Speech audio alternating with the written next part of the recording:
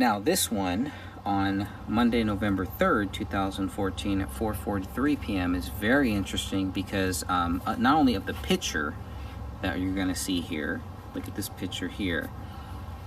You can see where Brett Malay's house is, and you can see how when David is looking out from his house, you can see where those windows are. I know the picture may not be as good as if you actually had the PDF. Even in the PDF, it's still a little blurry, but it's a lot better in the PDF than probably what you're seeing here on the screen now. But if you look to the left, where the left of this photo is, that's where Brett would have been when he saw David on December 24th, December 25th, looking out the window, and they looked at each other, made eye contact, etc., etc.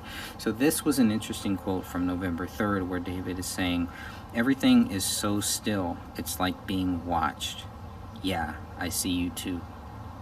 And that really stood out to me, just because of, we know that Brett Malay is the last person to have seen David, claiming to have seen David through that window. But the way that it was written, it made it seem like it was, directly. But you can tell by this window it's not directly.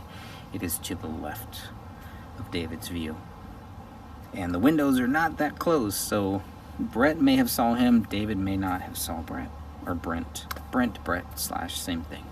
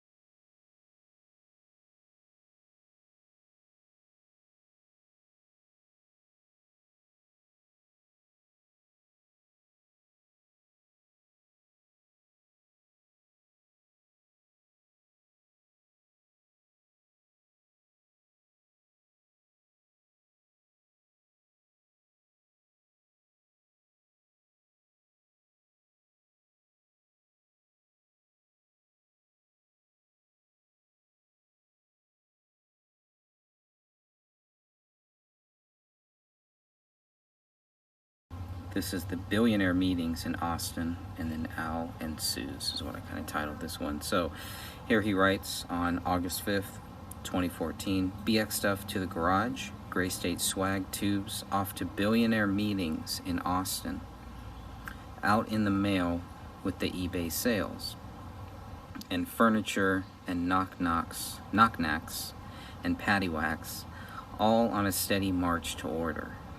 Much of that all week. Al wanted to bring Suze and their little bitch, Lucy. The dog doesn't seem to like me, and I know Paleo will have my back. We deflected that too, but holy moly, the enemy is at the gates.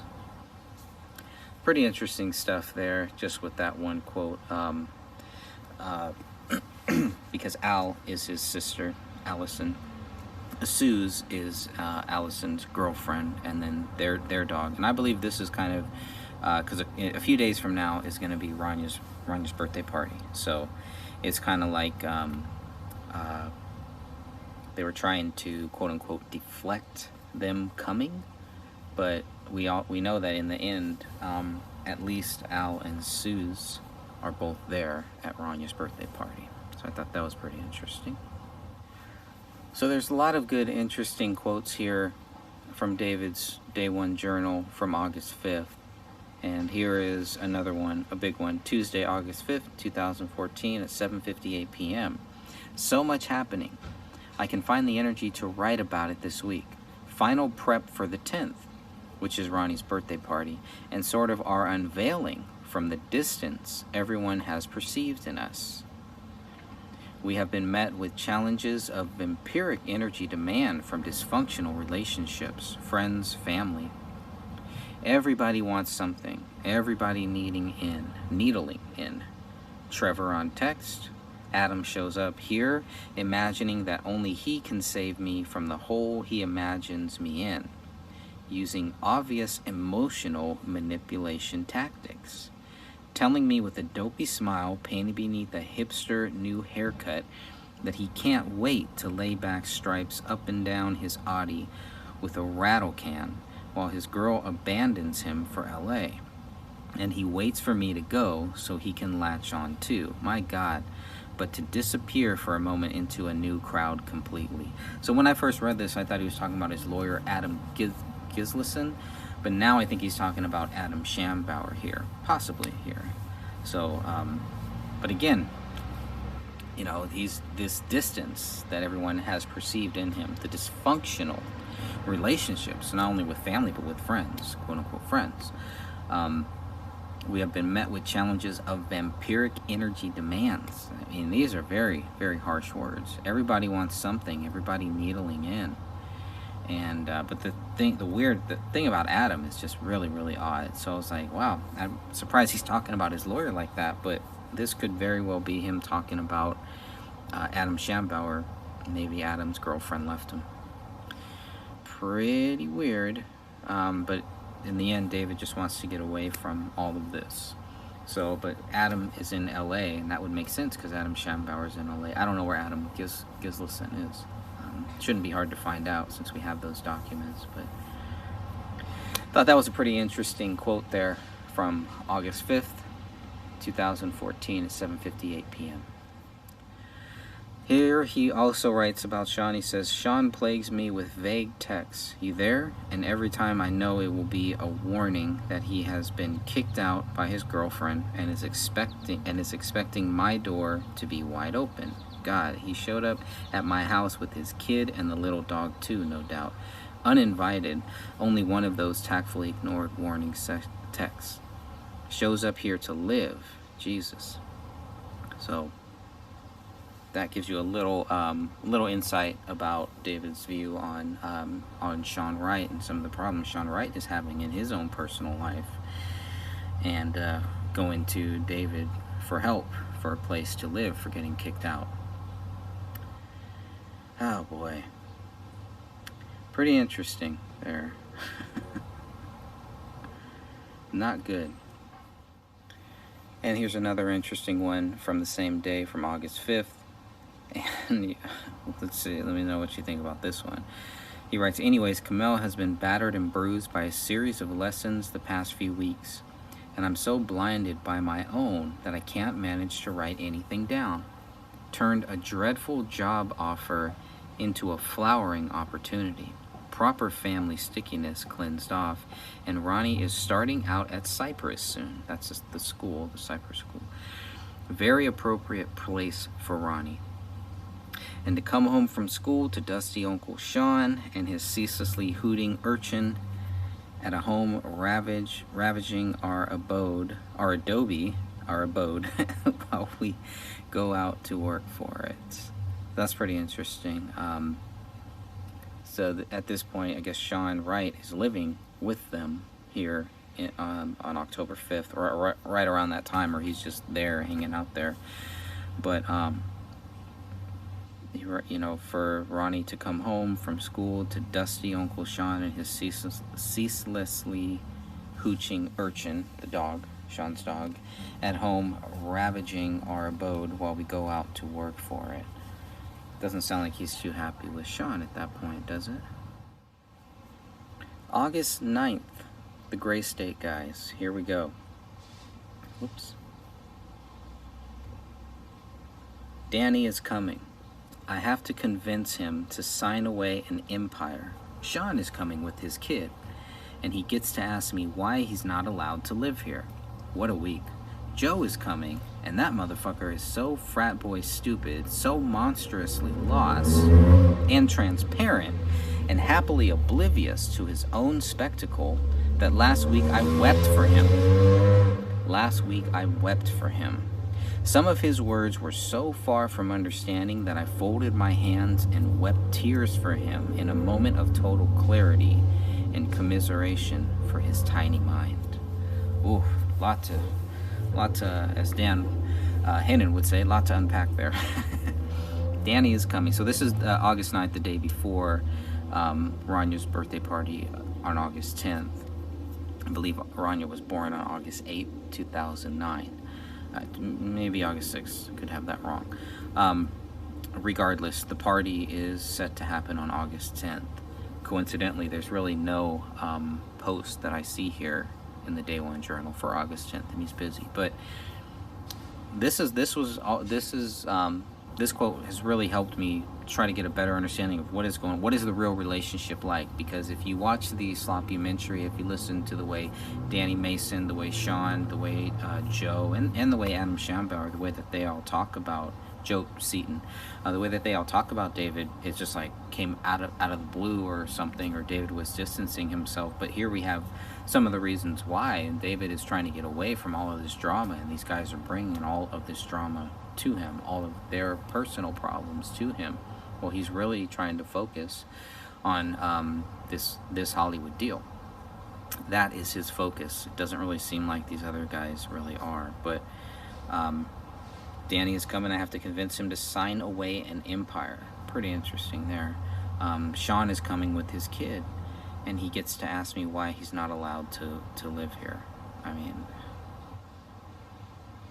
ridiculous. But then it gets even worse when he's talking about Joseph Seaton. Joe is coming, and he's just like, the guy just seems clueless. So bad that it's David cried for him, and David definitely has a soft spot for Joseph Seaton. I mean, they serve together, so that's understandable. But it's pretty interesting to hear that. It's like, wow, okay, I thought they were a lot closer than that. But after reading some of this stuff in the Day One Journal, now I think the way that Sean tried to make himself seem close to David, I don't think David was David wanted to be close to Sean, to Seaton, obviously not to Danny Mason, and to one of the Adams. I don't know if it's his lawyer or not, but it sounds like he's pretty dependent on his lawyer. And here, few more things here from August 9th. Here he says, after tomorrow we plan to retreat to summer bliss. So they're prepping for all of this. They're prepping to distance themselves away from all of these people here. It's a big hurrah, big thing with everybody coming there. And then after that, kind of looks like he's going to really distance himself from them. It says, after tomorrow we plan to retreat to summer bliss, 2 to 4 bowls each per day, slowly and lovingly tearing down the entrapments of our past lives and building fresh ones. By fall, we will be new.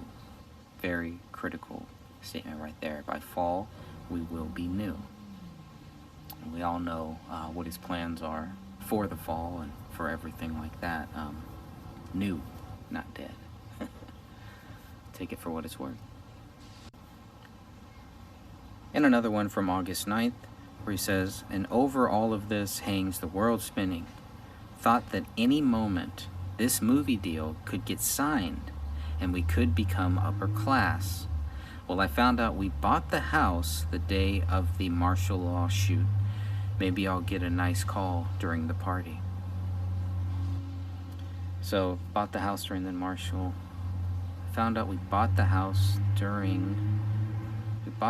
the day of the martial law shoot. That's pretty interesting. I was like, well, they bought another house, but he could be talking about the house that they have now in Apple Valley, Minnesota. But I just thought that was pretty interesting that he's waiting here, and if the deal goes through, he may consider himself upper class. And then on August 11th, things get really heated here regarding Joseph Seaton, where he says, Joe is a douchebag, as I put it, an asshole that doesn't know it's an asshole. Mom and Dad were great. Dan and Alan Sue's, the only time the whole family has been together since our wedding reception in '08, and Ronnie and Sue's weren't around then. Big, pleasant affair. Well, why not? We throw a fun, non-dramatic party. So it's kind of like a recap because there's no post for August 10th here when the party happened, but August 11th, this kind of like gives you the recap of the party. So aside from Joe, it sounded like everything went pretty good. Joe is a douchebag, so I just thought that was funny. This just seems like a guy who doesn't really know, it's kind of clueless and doesn't really know his own place in reality. I don't know the best way to describe it, but whatever it is, there's definitely the tension is mounting, the tension is growing between David and Joseph Seaton. Joseph Seaton may not even know it, but it's coming. All right, so here's a good one from September 8th. The universe may want me to destroy Danny Mason since he has given indication that he wants to stand in my way. What a fool. The garage sale is finally over and I can recover from the madness. It was a fun time, in fact. And we got to meet many of the neighbors. Good impressions all around. Sold 5.5K worth. Wow, I sold over $5,000. Then had the idea, why didn't I try to package it as a business model with assets for sale? Could have tripled my money like a boss if I found the right investors. What a bummer of an idea to have right after selling it all off. So he sells off a lot of stuff. Now you can still see, if you look at the crime scene photos, you can still see all the stuff that David Crowley did not sell off. There's still a lot of data in those, a lot of props, a lot of things like that he did not sell off, that is in his basement. And so he says here, anyway, Danny is my first threshold guardian. I don't even know what that means, so your guess is as good as mine. Danny is my first threshold guardian, and either I will convert him to my cause or destroy him. His next actions will decide. Now, we've heard this. This is something that David's dad in the sloppymetry was reading this from a script. Not in the proper context, maybe. I don't know what my first threshold guardian is. It could have been edited.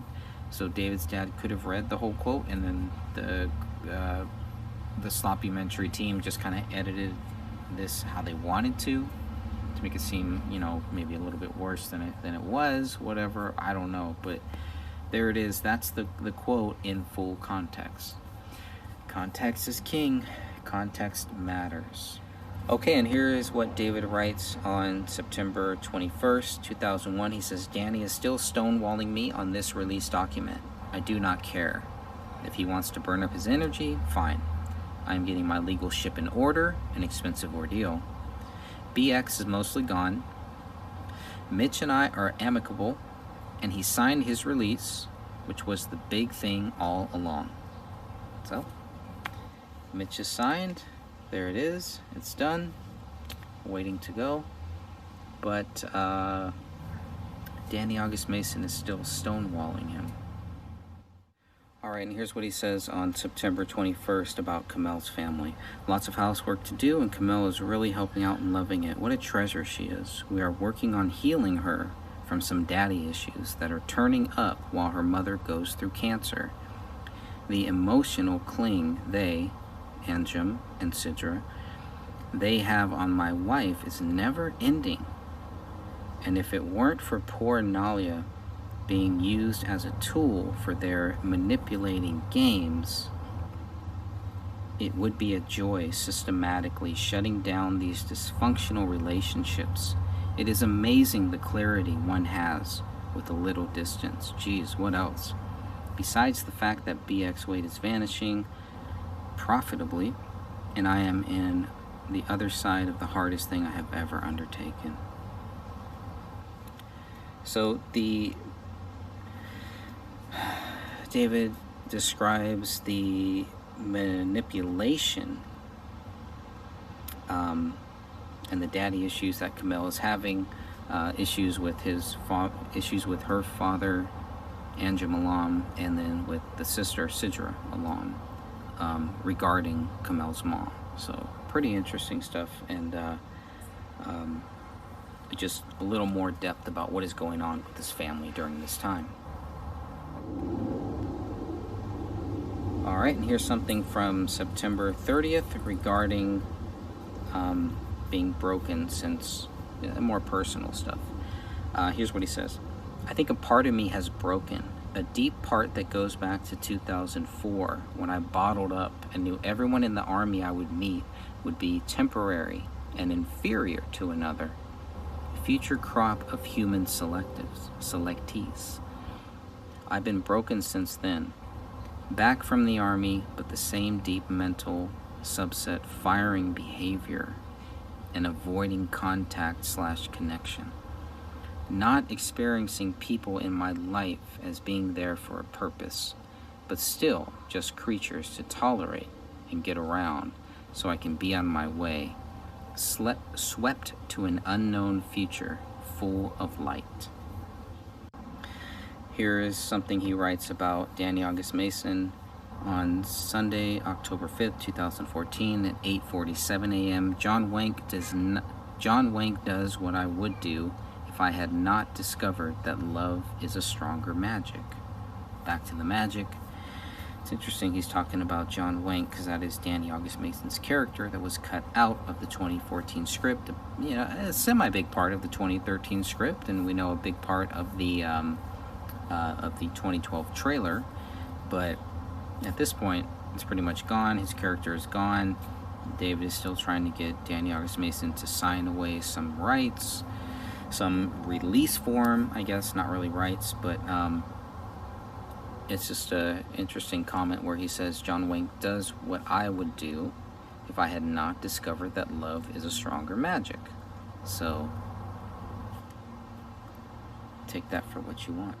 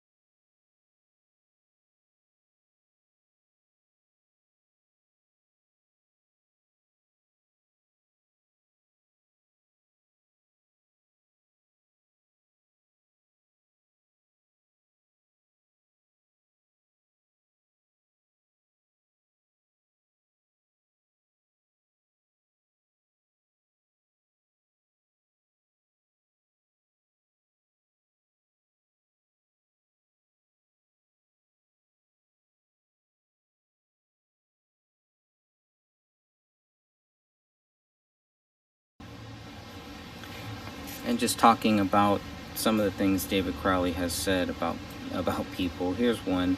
What a privileged family. We hang out with all these bums. How come no one checks you out and says, nah, bro, you're doing it wrong? I shudder to think all their messes are bigger than mine, so mine go unnoticed. What a psychological wasteland. Pretty interesting stuff. So he realizes he's surrounded by bums. I don't know who he's talking about. He's not very, he doesn't say I'm talking about these 4 or 5 people, but obviously my first train of thought went to these goons that he surrounded himself with. So that was just one of the comments here.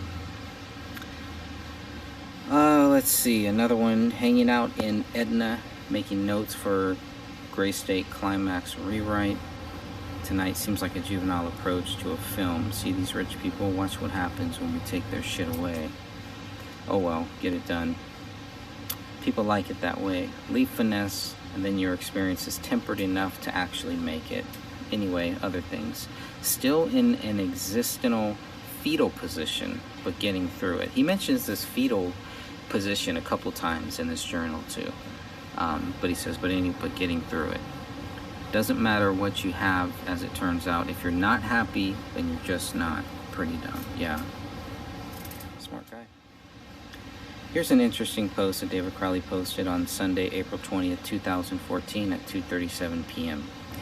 Easter at the Andersons. It is what it is. Nice people, good food, but not much actual contact, at least with us. What can you do? That's just the kind of who we are.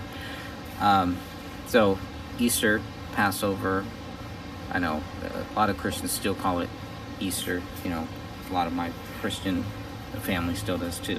But really it's Passover, but that's cool. Same thing, I'm assuming it's the same thing. Hopefully, we're talking about Easter, we're talking about Jesus Christ here. But you know, I can totally relate. You know, nice people, good food, but not much actual contact, at least with us. And sometimes, you know, it's hard to make contact with people, to connect with people, or just to get the conversation going, to get it started. Sometimes it can be really difficult, so I can totally relate to that. And, you know, sometimes it's just not a good fit, I guess. But I don't know who the Andersons are, but it just sounds like they're kind of there, but they're kind of distant and everything. But, so anyways, I just found that quote pretty interesting here. It looks like in the photo they may be praying, and Rania may be praying here too. I could be wrong, but yeah, I mean, one of the other things I'm looking for are the Christianity, the evidence of David's Christianity, trying to understand that a little bit better. And every Christian is different, you know. I mean, I can't really come down on David. Oh, he's not this type of Christian, or oh, they say Easter instead of Passover and stuff. You know, I have to look deeper beyond all of that. And one of the hard parts of this case has really been trying to take my personal feelings out of it. And I'll tell you, this day one journal really challenges me with that, because it's very easy to relate to some of the situations and to some of the things that he's doing in this journal. But if I really want to find out, you know, how it relates to what happened with David Crowley, I have to be very careful about not putting too much of my personal feelings, my personal experiences into this, right? We don't want to body transfer, as we're going to hear about. I know you have no idea what I'm talking about, but we're going to hear a lot about that later on. All right, really bright sun and some planes flying overhead. Nothing wrong with that. Let's go ahead and look at some of the posts from, see, at some point I started dating these so that way I can make it easy for you. So when you read this, you'll be able to go back and look at the dates. When I first started, I didn't do that. So, and there's still a lot more that I need to go through. But we have a lot of weird stuff here going on.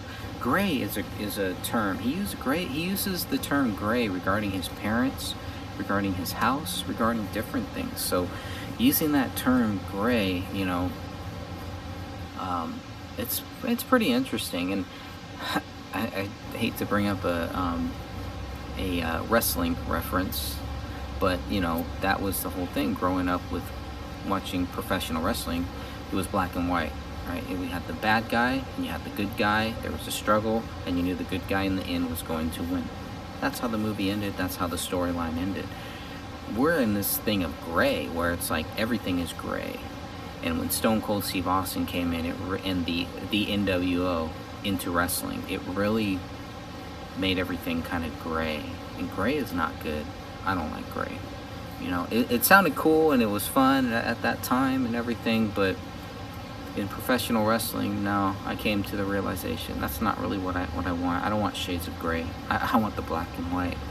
And, you know, that's a preference. And so I think if you look at David Crowley's scripts that we have so far, they're all gray.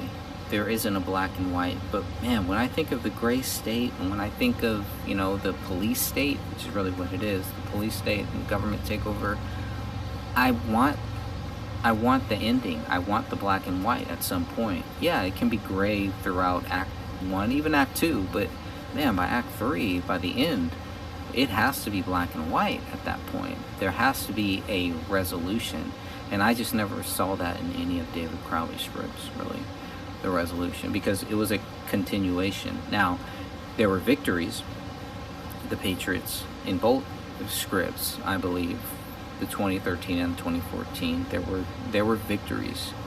I think the Patriot victory in the 2013 script was when they were at the Bohemian Grove. I think that was their victory, and then there's like another 100 pages of all the stuff that happens after that. And I think in the 2014 script, it was a little more subtle, where you're kind of, at the end, you're kind of like, wow, okay, we won, but we didn't win. We won, but look at what we had to sacrifice. But at least in the 2014 script, we still win. So there's still some of that. At least that's the way that I took it anyways. I don't know where I was going with that. So I'll just keep moving on here. But we're going to look at some other things. Now, one of the other big questions that we had, that I had, I'm sure a lot of other people had, things, not the accusations, but some questions. The depression. How much did that play a factor into this? Because according to authorities, friends, family, they make it like it's a big deal, this depression. You know, the depression overtook him, he went into this darkness, etc., etc. I don't know about you, but, you know, when I feel depressed, I really don't write about it. But again, that's me. That's just, and this is where it goes back to the thing, you're going to hear this a lot during these things. Because of how personal David Crowley's Day One Journal is, you're going to hear a lot of that, how important it really is for us to take our personal views out of it. Me too. Me first and foremost. And it is next to impossible, because that's just how we are, right? So, but the more that we can kind of take our personal feelings or things like that out of it, the better, I think. In some cases, in some ways, that might really help us understand a little bit deeper. But the depression, he says, my depression is an inability to craft meaning from experience. Nothing is good, and what the hell is the point, and so on. Now, then he goes on to say that he should avoid beer. Something in it triggers the depression echoes. But maybe wine is different. I would agree. There were no after effects after last week's meeting, so maybe we can become authors. I don't know. There's a spelling issue there, but sounds like he's steering away from beer, which I believe is good, and moving towards wine, which I also believe is good. Wine has a lot of health benefits. And we've often talked about drugs and things like that as a part of David Crowley's life, and you know, he didn't really start smoking until he was 28 and a half, actually. But here's from July 13th. Much of today has been a slower preparation. The universe arranged for me to fall into possession of some hallucinogens, safe and natural, and tomorrow morning I'll be embarking on a long voyage of self-discovery. I've taken my usual precautions. doing some reading and making preparations. I want it to be a good first experience, and it's fun to realize how much I fear a bad trip. As if to see my demons, the writhing mask of them, would be too much for me. Interesting. A border to be crossed later, but I can't control the wretched stuff for God's sake. But I just want to be excited and have a good time. Wonder about things. What it really is like to abandon fear and become the man I need to be for this next phase. A good father, stronger husband, more attentive lover. Return to roles long ago stretched out and abandoned. I need to come back. The engine is restarting, but I don't feel it catching sometimes. It's a lot here, a lot to take in. Now the drugs he's talking about is shrooms, and some of the angst I can relate to regarding shrooms, because I've had many chances to take shrooms at a much younger age than him. He's 28, 29 here, and he's thinking about taking shrooms for the very first time, which I believe is not a good idea. I don't believe anybody should do shrooms. I have not done it myself. I was pretty close at some points, and then just that feeling, that the gut feeling, which is really just God talking to you, telling you, no, this is not good. And if you listen to God, if you pray about it, if you listen to Jesus Christ, you'll figure out what is good and what is not.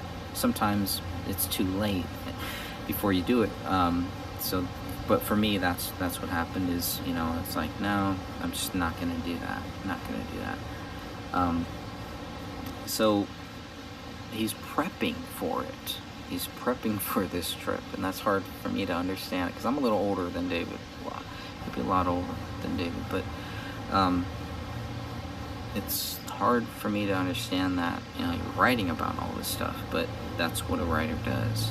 What do they write about? If they're not writing about a story or writing about, a documentary or something like that, they're writing about themselves. So this is really him really trying to push writing about yourself, which is great. It's a day one journal. That's the point of it. It takes guts to really do that.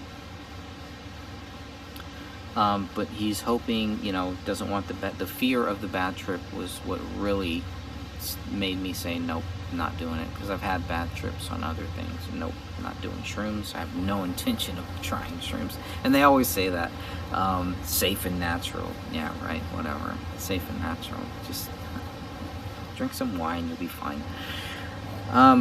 So he's prepping for it and everything. So I was like, oh man, this is the next thing that, it's going to be really bad. But it's really not. He really, later on says, it wasn't a big deal, not too much happened. He basically compares it to smoking weed, which is kind of weird, because I don't know, I've never done it myself, but the stories that I've heard of people doing it is nothing like what happened when you smoke weed. But again, every person's different. So that's July 13th, talking about shrooms. And also on July 19th, 2014 at 6:46 p.m. Oh yeah, and Kay's mom is propped up in a hospital in Temple, Texas. Cervical cancer, probably. Alright, so here's another one from July 19th, talking about tourists and family. A little cryptic, so bear with me here. Kamel and I in some weird drifting insanity barge. Our friends and families along the higher line, watching us go like bewildered tourists. Connections to those tourists may be spotty, and we churn merrily into the glowering storm, sun rays set to dumb fuck happy. God Ronnie makes for a fiendish cyst of a fellow traveler sometimes, kids acting out, right? I don't know where he came from, the cyst, or what she wants, but 14 out of the last 19 days, man, it's enough to contact with the macabre to drive anybody batshit insane. So pretty interesting stuff there. It just seems like just typical parenting issues that you deal with. But he's very he's a really good writer. He's a really good way of articulating a lot of these things, especially when it comes to some of these personal issues here. So, all right, July 20th, talking about family disinterest. Let's read a little bit of this one. This is from Sunday, July 20th, 2014 at 10:11 p.m. Something Kay and I talked about. We share a sharp disinterest in our families.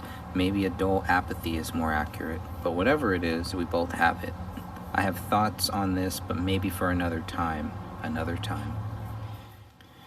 Some of the posts are very dramatic, I would say, and taken out of context. I could see how you could use some of this stuff to try to, make David Crowley look crazy, but that's just not the way that I see it here. Reading everything in the full context, in the proper context, I believe. So let's look at this one from July 21st. This is what he writes. Something inside of us, we Crowleys, is dead, but I can bring it back to life. I am a small man in a wooden house in Minnesota with all of the gifts I was expecting to receive in a lifetime. And I can be happy. I can break the sinking curse of my family and be free and happy. That is what it will take. I have to leave. I can bring myself back to life, I alone in my family. So a lot of powerful stuff here, talking about this family curse, and we hear that it's a continual thing in this Day One journal, where he's talking about, this kind of curse, family. I don't know if it's literal, figurative, whatever it is, but there's something that he feels he has to kind of break out of, and only he can do it. But when he says, I have to leave, a lot of this stuff really, to me, there's a lot of evidence that David Crowley is leaving Minnesota for Los Angeles, and I think this may be another small part. If you were to add up a lot of different things that we already had before the Day One journal, I think there was a lot there. And it's crazy how much of the Day One journal just really solidifies everything that we've been talking about, and a lot of the different things that have been discussed in the group. So, but it's the way that he writes. Something inside of us is dead, but I can bring it back. There's hope. He's not giving up in any of the stuff that we see here. He makes it clear and he sounds very appreciative of everything that he's gotten in this life. All of these gifts, everything that he's received, he thought it would take a whole lifetime to receive these. And he's happy. He can break this sinking curse and be free and be happy. And that is what it will take. I have to leave. So he's got to go. He's got to go and mark his own territory, mark his own thing, make his own mark here. And moving to LA would have been a good opportunity. It would have been a good thing that he could have done. And of course, we always look for reasons why David would want to kill his daughter, and reasons why he would not kill his daughter here. So I think this post right here, July 22nd, gives us a little insight on why David would not do it, how he is invested in his daughter. He says this: I had a thought last night that Ronnie and her progression through youth are one day meant to twist our energies, Kay and I, to a more fostering, caring, and philanthropic orientation, to watch her grow and invest in her. So Ronnie is gonna help them grow and help them be better fostering, better caring parents. And then they can watch her grow and invest in her. So to me, that's a big issue, big strong issue there. And I'm glad he put things like that down here. Again, that's July 22nd. It's just more evidence that he's not going to kill anybody, including himself, I would say. Everything here we see is all planning for the future, and then all of a sudden, there's no more future. It just doesn't add up. All right, well, now we're going to look at July 23rd and some of the issues with Kamel and her family, according to what David has written in his journal. Who knows what Kamel wrote in her journal? But here's what he writes. A little piece of this. So he walks into the house. I take one step inside my house and hear her on the phone shouting in Urdu, and I just know it's all over. I know she's on the phone with her sister, getting emotionally involved like we talked about. I even take her off the phone like I never do and try to warn her. We talked about this yesterday. It's over. You're not involved. Stop calling them. You have nothing to say. I get the stone face. She's not listening for a second. Fine. Just do your conference call downstairs. I have to work. Peace and quiet and perfect morning shot. He was hoping to come home and start working on the script and everything, and apparently all that is just completely shot now. She comes up after a few hours just steaming with things to tell me, and I try to be supportive, but she won't even accept a hug yet until she's ready. I go back to work and she's ready 1 minute later. So I stop work again and ask if she needs to talk. She says no or something, but hovers anyway. I sigh and quit my work for good because I know it's coming. And sure enough, the next hour is me resolving the fucking problem and reiterating what we decided yesterday. She got her family on the phone and fucked it all up. Made some wounds, made everybody cry, showcased all her insecurities and weakness, and accomplished nothing. Jesus Christ, I told you and I told you. I told you and told you. So, pretty deep stuff there with whatever is going on. Not really clear what exactly is going on. And there it is. David Crowley speaks Urdu as well. He's a translator. He was a translator, so that's pretty interesting. And I mean, when he says it's all over, you know, it's like they were trying to keep good waters with the family, with Kamel's family, and whatever happened here, there's this big argument, and you could tell it's, you know, all that is pretty much gone now. So at least from what he's saying, it's all over, but obviously it's not all over yet. Now, I think something that every person who smokes weed has struggled with or will struggle with is your usage. And when you get to that point where you no longer want to use it, it is an addictive substance. Whatever you want to say about weed, oh, it's not harmless, you know, no one's ever killed anybody on weed, etc., which is all true. I mean, it does have good, there are a lot of good things to it as well, but you have to recognize that it is an addictive substance. Maybe no more than coffee, maybe no more than wine, no more than anything else, but, you know, let's not close our eyes to the fact that there are some negative aspects to weed. There are, on a personal level, you know, depending on who you are and everything, it can be different, but there are some negative aspects to it, and to act like there aren't is just not accurate. It's not true. Okay, so here's what he says. We're still on July 26th, Saturday, July 26th, 2014 at 4:05 p.m. I can't continue the use of weed because it limits the sphere of presence to the level of a child's enjoyment. That is where good parenting skills live. Patience and understanding and intent. I have to abandon this level of presence where my child lives. She is lost to me until she matures to my intelligence, every bit the imp and constant impediment to our goals. A kind of psychological backwash of bad karma. Our steady path has left combined consequences for which we will pay through the form of this imp, who will one day destroy us. I suddenly feel as if now that I have achieved this fame and fortune, if I would leave it all for the fortune of my child. Lots of powerful stuff, some cryptic stuff, but just the way that he writes, there's an elegance to it. You know, it is a little cryptic because sometimes it's kind of hard to understand, but you know, there is an art form to what he's saying, to how he's saying these things too. So just a few things on that, I guess.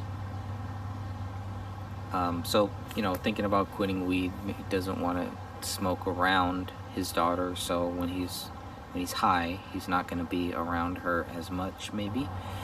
And so the presence, there's a limit to the sphere of the presence to a level of a child's enjoyment. So, obviously being intoxicated can be different than if you're just sober. So, and he feels like that's taken away some of the good parenting skills that he knows that he has. He says, she is lost to me until she matures to my intelligence, every bit the imp and constant impediment of our goals, a kind of psychological backwash of bad karma. Pretty interesting stuff. Very deep thoughts. The dude is very deep. Very deep with his thoughts, and that's cool. And it's hard to be like that, but it's also hard to put that down on paper or even to type that out, whether you plan on sharing this with the world in the future or not. And the way that I read some of the day one journal, I do believe he planned on kind of using this for like a documentary later on. Who knows? Maybe that'll happen one day. He also says, our steady path has left combined consequences for which we will pay through the form of this imp who will one day destroy us. Very creepy. And he wonders about the fame and fortune. Would he leave all that for the fortune of his child? I guess we'll never know. All right, now we're going to look at July 30th. Wednesday, July 30th, 2014 at 9:23 p.m. David writes, in case you don't forget before you have a moment, research, dramatize, and compose a complete history of both my and Kamel's lineage. A total collection of stories and descriptions to help Ronnie understand herself. Deliverable 18th birthday graduation. So he wants, a full family history. Again, more planning for the future. This is a reminder to himself to do this, so that they can pass it on to Rania, a complete history and a lineage, a total collection of stories and descriptors. Had she have lived, she would probably be looking at this day one journal now, or at least when she gets older, or on her 18th birthday at some point, but her 18th graduation, 18th birthday and graduation. Planning for the future, talking about that stuff, and then a few months later, you're accused of killing this person? Nah. Nope.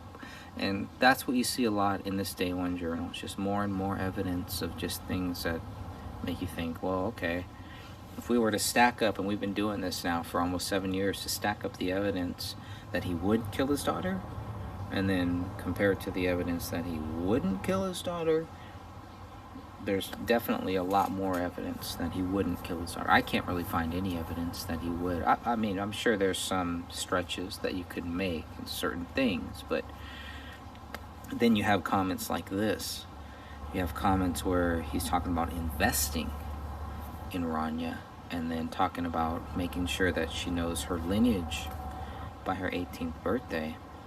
It just doesn't line up with somebody who's planning on killing that same person before her 18th birthday.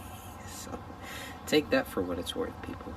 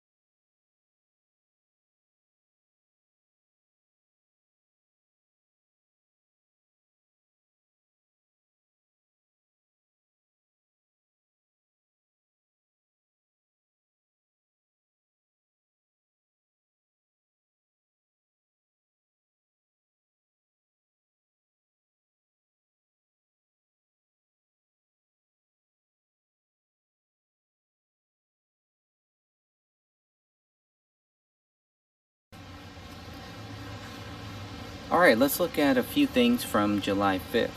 July 5th with the script. Okay, and I will read directly here.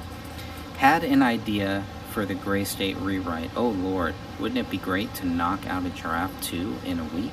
Problem solved? That's basically it. Then it's paycheck time forever. Don't get distracted. You've got Linda's notes and a fair few of your own. After this contract is finished, you can get to work. In the meantime, don't be discouraged. Cracks in the dam mean the pressure is building. You've got a reservoir back there, no worries. This reminds me of a comment made by Harrison Ford when he got hired in Star Wars. And after Star Wars was a big hit, I remember the documentary shows him, he's doing this, he's clapping, he's putting his hands together like, great, now I can get to work. And it reminds me of how it's very similar to what David Crowley is writing here on July 5th, 2014 about the Gray State script. Because at this point, it's time he's got to get them a script. We know he gets them that before he meets with them again in September. And of course, all that's in the Day One Journal. You're going to find a lot of that stuff in there. So definitely, there's a great timeline that we already have. There's a great timeline that I feel I have in my book, the very last chapter, which is kind of the timeline of the last month of David Crowley. But there's so much here that just adds to that, right? This is like all extra. This is like the extended version of all of that. But so I believe that our team, the real Justice for David Crowley team, we've done some great work putting egos aside, anything like that, and just knocking out these timelines, taking it to the next level, seeing what some people have done and expanding on it to where now I really believe we're very close. Maybe within the next year or so, we're going to have a really good a better timeline, an updated timeline that is just going to make it easy for researchers to see where we're coming from, to see why we're still here, and that we're not here for our own purposes or anything. We're here because this is a slam dunk case that really shows David Crowley did not do this. And the more data that we get, the more information that we get, that's what we see, is that David Crowley is innocent. So that's all we're looking at here. Okay, so the second part here, after that, so this is still from July 5th. He says, back at it, working out hard. It's been a week since the big LA trip, but being apart from that energy for a day tends to put you back where you started. I'll have to face the fear again and again until it becomes habit, but I'll get there. I know I can do it because I already did once. So the confidence, everything is building, right? He's really confident about this, still kind of riding that wave of the big LA trip here. It's coming. I mean, things look good. Things are positive. Leaving Minnesota. So here's another great one. He says, we are in the deep slowness. Everyone around us senses our escape, and they want to get on the sled. But where we go, no one knows. What wonders await, who can tell? But we will stay alive. That's July 14th, 2014. Let's think about that. Things are kind of moving slow. David talks about a chaotic life, chaotic thing. But it seems like once they move to 1051 Ramsdale Drive, everything kind of starts to slow down a little bit. He can take a few steps back and observe things and see things a little bit better. From a distance, things look different. When you're in the chaos, you're just trying to get out of the chaos and just trying to get past it, which is what I think from 2012 to 2013, early 2014, that's what it was for him. Chaos, good chaos, but still chaos. Productive chaos, but still chaos. So he says, everyone around us senses our escape, and they want to get on the sled. They want to go too, I'm pretty sure he's talking about certain people here, but who knows? I mean, only he knows for sure. But we could definitely include several people in this because they would qualify as everyone. But where we go, no one knows. What wonders await us, who can tell? But we will stay alive. No plans on dying. It's all of the plans are to stay alive and to go somewhere. And that's why I thought, well, this sounds like he's leaving Minnesota. That's the plan. We'll see how that goes. Here's another one from July 14th. The deal is moving forward. Oh, let me go here. The deal is moving forward. Just out weeding the rocks, yesterday's dominating thought was that I need to get out of here. And I get a friendly call from Adam Gislason while on my face in the shrubbery. Deal is moving forward. So he is out there weeding at his house, and he has this dominating thought that I need to get out of here. And I get a friendly call from Adam Gislason. Deal is moving forward. Fortune is at hand.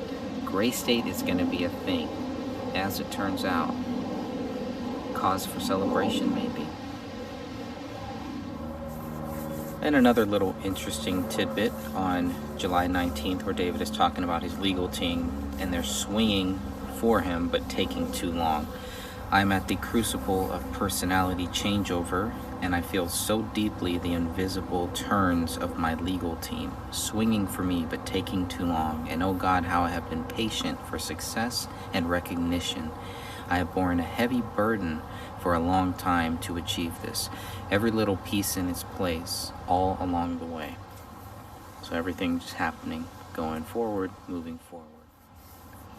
Here's another one from July 19th regarding the scripts. There's just a lot happening, man. Between the kid and the option and the new script and the 9 other scripts, and then all the other things normal people deal with on top, trying to keep the engines clattering, the smokestack belching, the barge hurling along.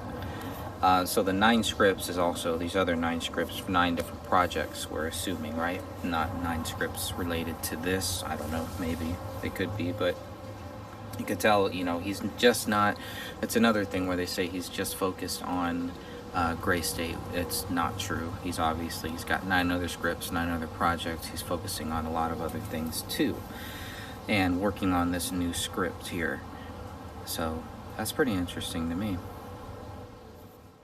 So you can see after the big thing in May when he meets with the Mikes, and then in June when he gets the call that Gray State is a go, it's, you know, they're going to go with it, and he's working on this script that he calls, and this one he calls V2 version 2 in the Day One Journal on July 22nd. And so he makes some interesting comments about that because he has been kind of procrastinating. I think a lot of other things just kind of happened, and he's just having a hard time getting started with this Gray State script, with this new version that he wants. And this is the version that I don't believe that we have yet. It could be the version labeled V2. V2, which is the 2014 one. That could be the one that he's talking about here now. I'm not really sure. But here's what it says. I begin to commit to Gray State V2, and her mom is diagnosed with cervical cancer, and dad continues to fuck it up. I've had good progress with Ronnie, and I am keeping up with my 530 workout / meditation routine. Coming back into the world enough is to see what I'm doing. What is it? Coming back into the world enough to see what it is I'm doing. Okay, interesting. But I mean, that's the thing. He's getting ready. You know, Gray State version 2. It's happening. It's going. He's finally getting serious about it, or so he thinks. And then of course, family life again gets in the way. But all right, and here it is, July 25th. That is a Friday at 11:39 a.m. The phone call of my life, an honest, appreciative present, confirmation from my lawyer that I am in perfect legal and material harmony with the new universe to which I am connecting. in perfect participation or non-participation in further affairs, as I may specifically defer. If this works, I will be a rich man. If this works, I will be a rich man. And yes, he does write that twice here. And the wide world awaits whatever I may do next. Jesus Almighty, it's all at my fingertips at this moment. Where the trap is set and bait is fat and the prey comes knowingly, entranced by the things we create. My big pretend gray state empire is merely a thought in my head, and Adam stands guard with a battery of legal connections in the same firm that carries Owl City, and we advance bravely to the west, to be met eagerly by new friends and allies, a new team, completely free to create what I want in the world or not, but rich enough to do whatever I want.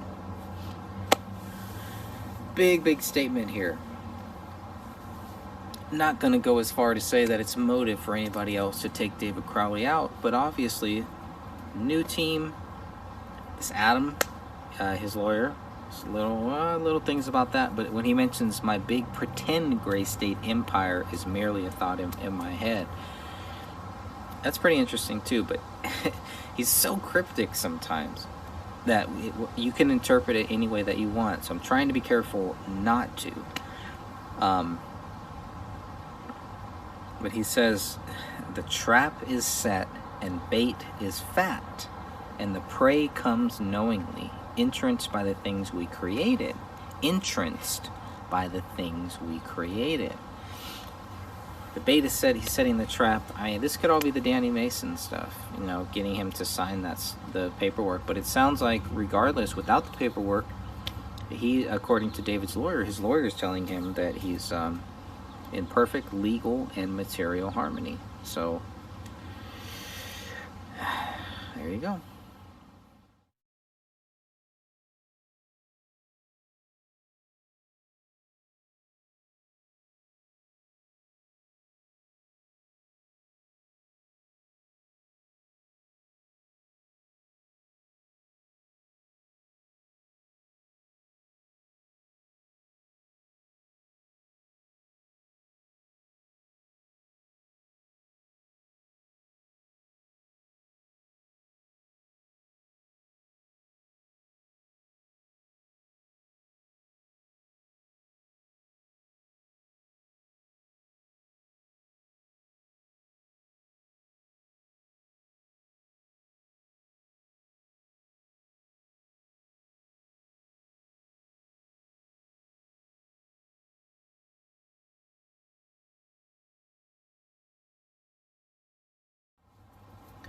Now, on Tuesday, August 26, 2014, at 7:18 p.m., he says, I started real work on the script, outline, character revelations.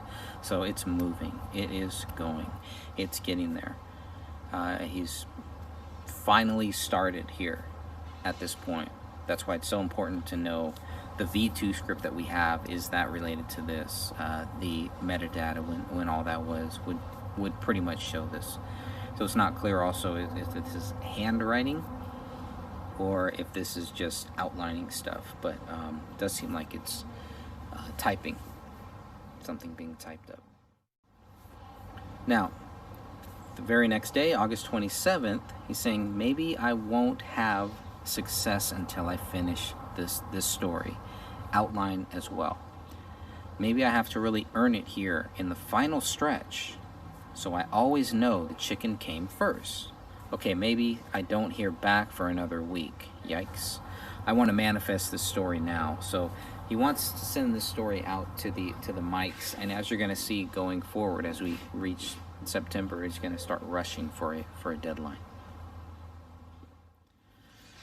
All right, so August 29th, he is just makes this quick little thing here that I jotted down. He says, I'm fostering something great with the rewrite. So whatever the script is turning into, he's very happy with it, and he believes that it's something great. All right, now we've come to the last day in August, August 31st. The release ceremony. Here's what he says. Tonight I conducted my release ceremony. Unfortunately, there's too much to burn, and I already threw a bunch out this summer, but it was good. I felt light, magical, ready for the universe to be creative with what happens next. So, anytime I hear the term magical, it is an eye roll for me. That's just me. I mean, that could mean anything to a bunch of different people. Magical, when I think of magical, I don't think of Jesus Christ. I don't think of spiritual, but who knows? Maybe that's what other people think when they think of magical. What Jesus Christ did for them could be magical. For me, it's satanic, but to each their own. So it sounds like he's throwing out a bunch of stuff and just kind of getting ready for whatever happens next, for what the universe throws him next. That's another term, the universe. Oh, the universe, Mother Nature, Gaia, all this stuff. Nothing to do with God, nothing to do with Jesus. So that's what I see here when I read it. Magical universe, all substitutions for God and for the power of God. Just my view, folks. Here's something interesting about what he writes on Thursday, September 11th, 2014 at 5:16 p.m. If what I have is genius, then it is not to be compelled. Do not sign with a studio. This is what he writes. Do not sign with the studio. This is days, maybe weeks, but days, several days before he's going to meet with the mics. Do not sign with the studio. All right, September 12th. Now he's writing for real. So on Friday, September 12th, 2014 at 9:13 p.m., he says, started writing for real today with a strong and vigorous goal. This is it. Don't get scared now. And now on September 13th, he's writing a bit about the script. He's in the bathroom, in the middle of a writing binge. It's a Saturday. I've made a goal as of yesterday to finish the new Gray State script and mail it to the mics, and mail it to Mike for his birthday.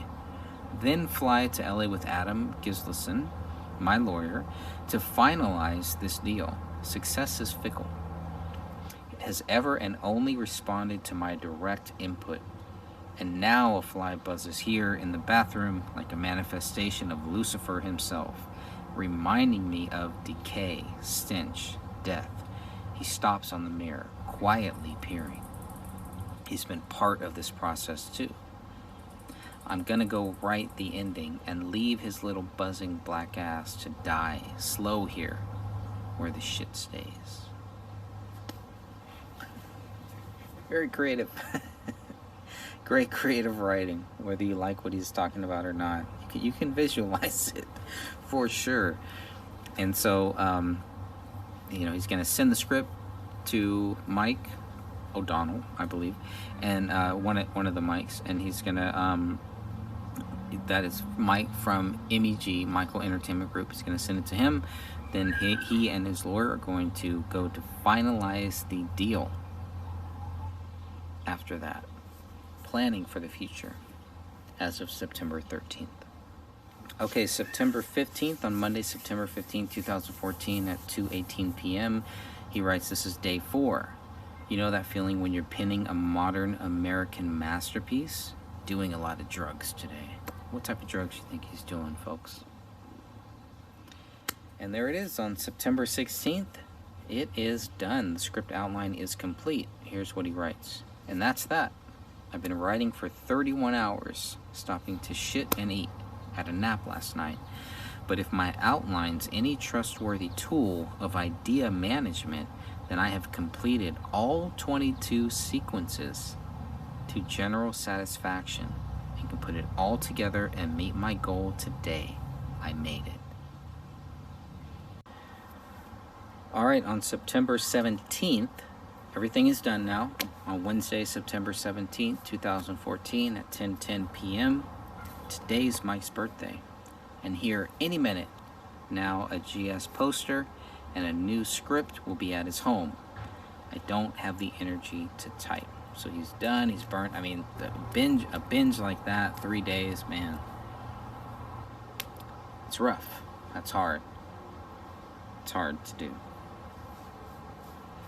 He did it. It's done. He sent it off. Now he's waiting. All right, and here's what David writes on September 21st about the script. Haven't said much lately, have I? Well, the plan went into effect. I wrote the new story. For one moment last week, I realized I could see it all finally. So I put it all together in 4 days. 4 straight days of writing, culminating in a 31-hour blow. But I got it all coherent and legible and mailed it off to the mics with a signed poster for O'Donnell's birthday on Wednesday. Next day air. The idea is I get them reinvigorated, set up a meeting, fly in with my lawyer, and face-to-face this thing over steak in LA. Sounds like a good plan. I just haven't heard from them yet. And I just wonder, maybe they took the weekend to read it, or maybe they're sick of me. I cannot tell, but I have every positive sign from the universe at my back. I'll call them tomorrow with the pitch. All right, September 26th, we're playing the waiting game. Some days are just harder than others, David Crowley writes on September 26, 2014. I guess the big wait created a lot of anxiety that needed resolution the situation couldn't provide. Hence the bad weather. I'm serious. Moment by moment, for a long time, the weather has been following my mood. Sometimes music too. Song by song, song by song telling me things, or playing with my perception a little, if I care to pay attention. Interesting. So he's waiting and waiting and waiting, still waiting for the mics to give him something. That's what it sounds like. And September 29th, let's look at this. So here's what he writes. Finishing the script mechanically and looking forward to a long road ahead. But at least I know for a fact my sense of difficulty and time assessment are seriously flawed. So maybe I'm wrong. It is all a heavy load and I am a madman regarding the script. So mechanically finishing it. And he also writes here, same day, September 29th, 2014, fall is happening, great weather. House exterior treated with caulk. Version of the new Gray State script is back on the back burner, and now I'm committing to a TV series idea. This is probably after he met with the mics, right? Rolling fast and shooting hot all over the country with all these assets. O'Donnell will be crazy to deny this. There's still way too much going on to turn my journal into a play-by-play.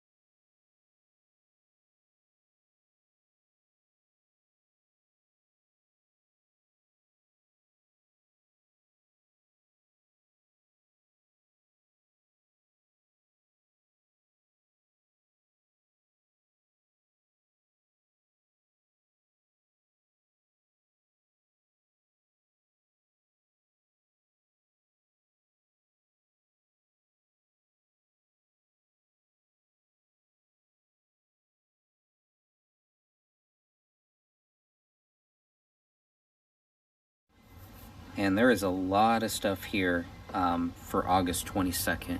So we're going to look at some of these here as well. This is regarding the script. So remember, August 22nd. Now the script that we have, unless we're looking at the V2, unless the V2 script came after the one that we have that is dated May 12th, 2014, which before I thought that the V2 was a version before. Now maybe Catherine and Dan and Sophia, maybe they're right if they thought that the V2 script, the other script that we have from 2014, because we have two from 2014, maybe that script was kind of like a version that came after the May 12th script, the one that is dated May 12th. That's highly possible now. Now it makes me want to go back and read that one. But it just looked like an early version of the May 12th script because it wasn't as well done. It just looked like an early version to me. Who knows? But this is what he says about the script. We're looking at August 22nd here. I'm just going to read a few things here. This is what gets my heart thumping because I haven't written Gray State yet. So even at this point, he hasn't really written the final version, not its final form. This is my purpose. This film will be the history changer everyone needs it to be. And I don't have the damn thing on paper yet. So he hasn't even started writing yet. So with the metadata and everything like that, it's very important to kind of know, is the script that we have that's from 2014, the one that says V2, is that this script that he's talking about? Or is there another script that we don't have yet? And of course, you can find those scripts on my website. If you go to thegraystage.wordpress.com, scroll down to the bottom, you'll find the three scripts. We have two from 2014. One is titled V2, and he specifically mentions a script titled V2. That could be V2 version 2 of the one that we have that is dated May 12th. I believe the one that is dated May 12th, 2014 is the one that he first gave to the mics, and now I'm really starting to think that the one that is titled V2 is the one that he was rewriting, keeping some of that stuff, keeping some of the stuff that he liked, but maybe just kind of expanding it or leaving the doors open a little bit. Now remember, at this point, it's not really clear about the I think it isn't until September of 2014 where he really is told, okay, this is not going to be a movie, this needs to be a TV series. This would work better as a TV series. So he says, I haven't got this down on paper yet. He says, I have stained and strained the past 10 years to force a new universe to appear. It has changed from its original vision, but to the better across the board. And all I have to do is write down the thing I am intended to create without fear. At the moment where the pressure for success is massive and acute. Thank God for marijuana, because talk about pressure. It takes an invisible toll. He mentions invisibility a lot in this too. I find that interesting. Don't think it's real? How might a better man cope with his own daily stressors? Yeah, we can really help you temporarily. I believe temporarily it can help you cope with a lot of stressors and stuff. So, but when he says the past 10 years, this thing is for the past 10 years, a universe, a new universe. We know what Danny August Mason, a couple months after David Crowley died, and he wrote this copyright for the LLC for the Gray State universe.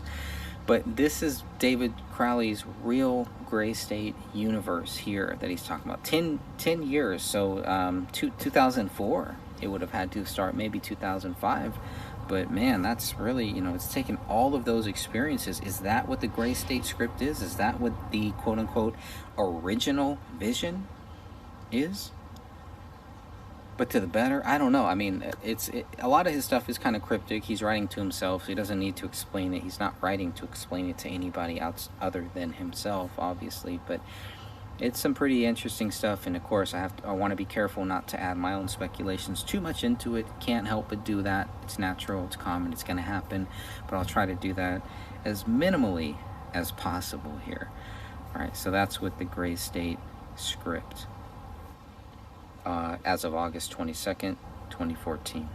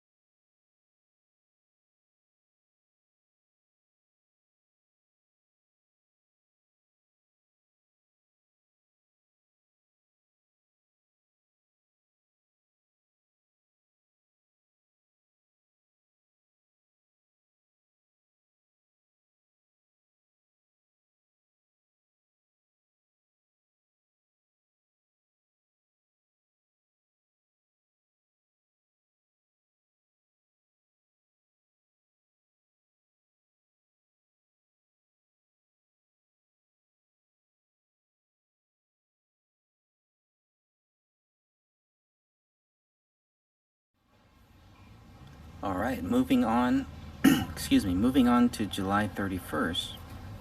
Let's look at some of the things that we have here. So, some interesting comments from July 31st. David writes, I have been thinking of it all backwards with my family, I think. To me, the split never really happened, not as a matter of denial, but I myself was in a state of bravado, masking a constant fear, so I guess I felt relief in suddenly counting my family among the emotionally desperate. I returned to my own strength, while expecting an admittedly broken and dysfunctional family unit to function as a core of renewal, acceptance, and love.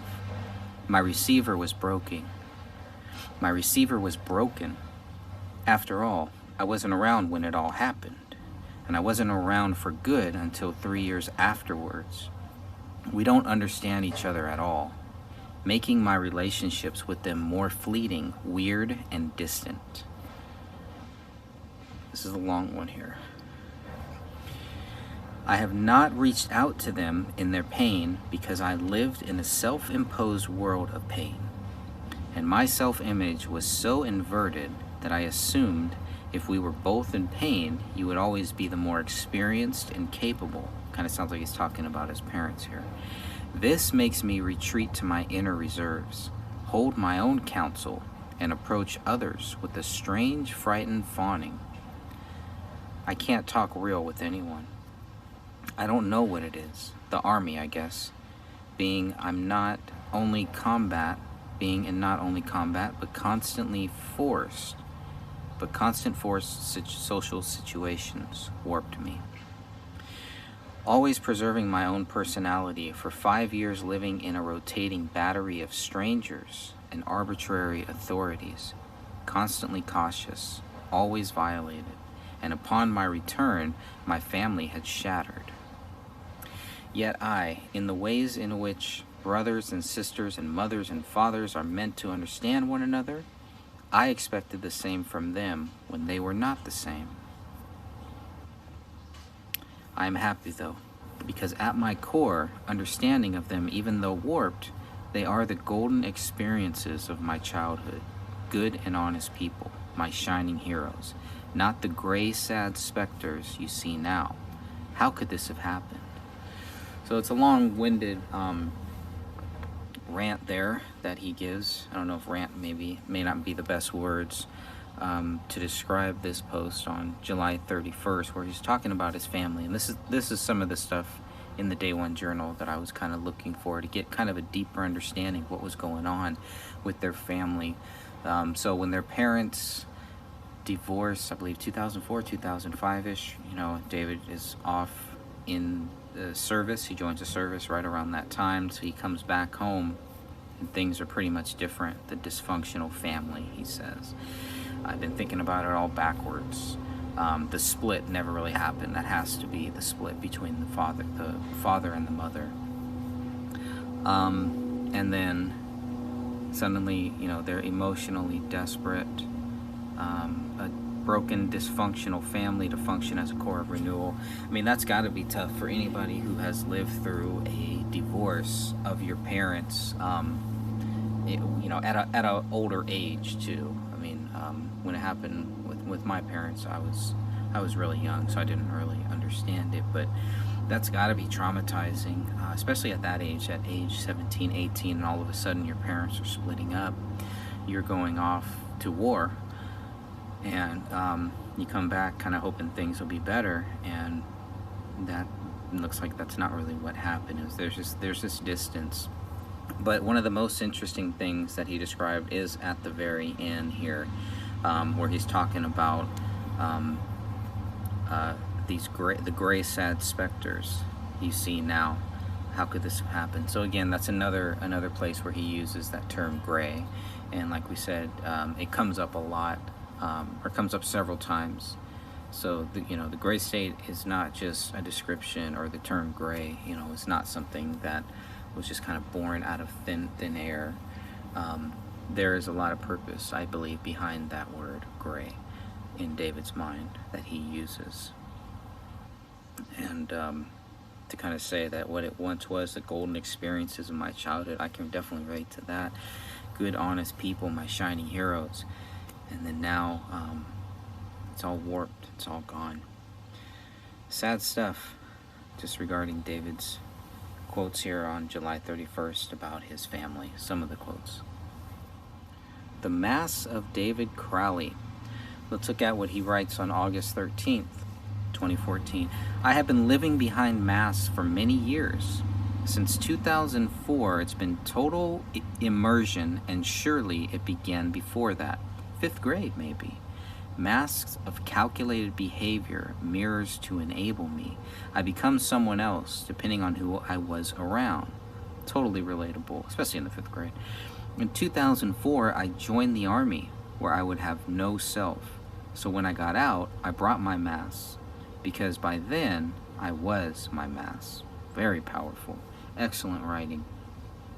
Really stuck out to me, and really, I really like the way that he phrases all of that. Mass of David Crowley. That could be a movie. That could be a script right there. It could be a documentary. He also writes, Kay is the only one to be let in. Kamel. She's the only one to know me. The others have been mistakes. Let in because I didn't realize the person was friending the mask and not me. My fault. And now they're back outside the circle. Interesting. That's gotta be cryptic about the Gray State goons, about these goons that all wanted to be part of, not all of them, I shouldn't really say, maybe that's not really fair, because it seems like there were a lot of people, but we see the cast of characters, the supporting cast of characters here, the suspicious characters in nature, just by the shady, maybe the shady grays. Shady gray people involved in this case may be a better, but it always comes back to these same people, and he's saying they were friending the mask and not him. And that makes sense, you know, when the popularity rises, sometimes people will try to come into your life who don't really care about you, don't really have your best interest. They're not really there to be your friend. They're there to leech on to see what they can get out of whatever you're getting. They want a slice of the pie. And I think we know that there's a lot of people, once Gray State went big, there were a lot of people who wanted a slice of the pie. I believe also there were a lot of good, honest people that just wanted to be a part of the process, not necessarily have any rights or control or anything like that, and just wanted to be part of the process. It doesn't really write a lot about Mitch Heil, especially in these last months here. Maybe in some of the earlier posts, I'll have to go back and kind of check that out. But I don't know. Mitch Heil just kind of seems to stand kind of differently from a lot of these other people that come into David's life. Anyways, so those are the Mass of David Crowley, and I just thought that was some very interesting stuff.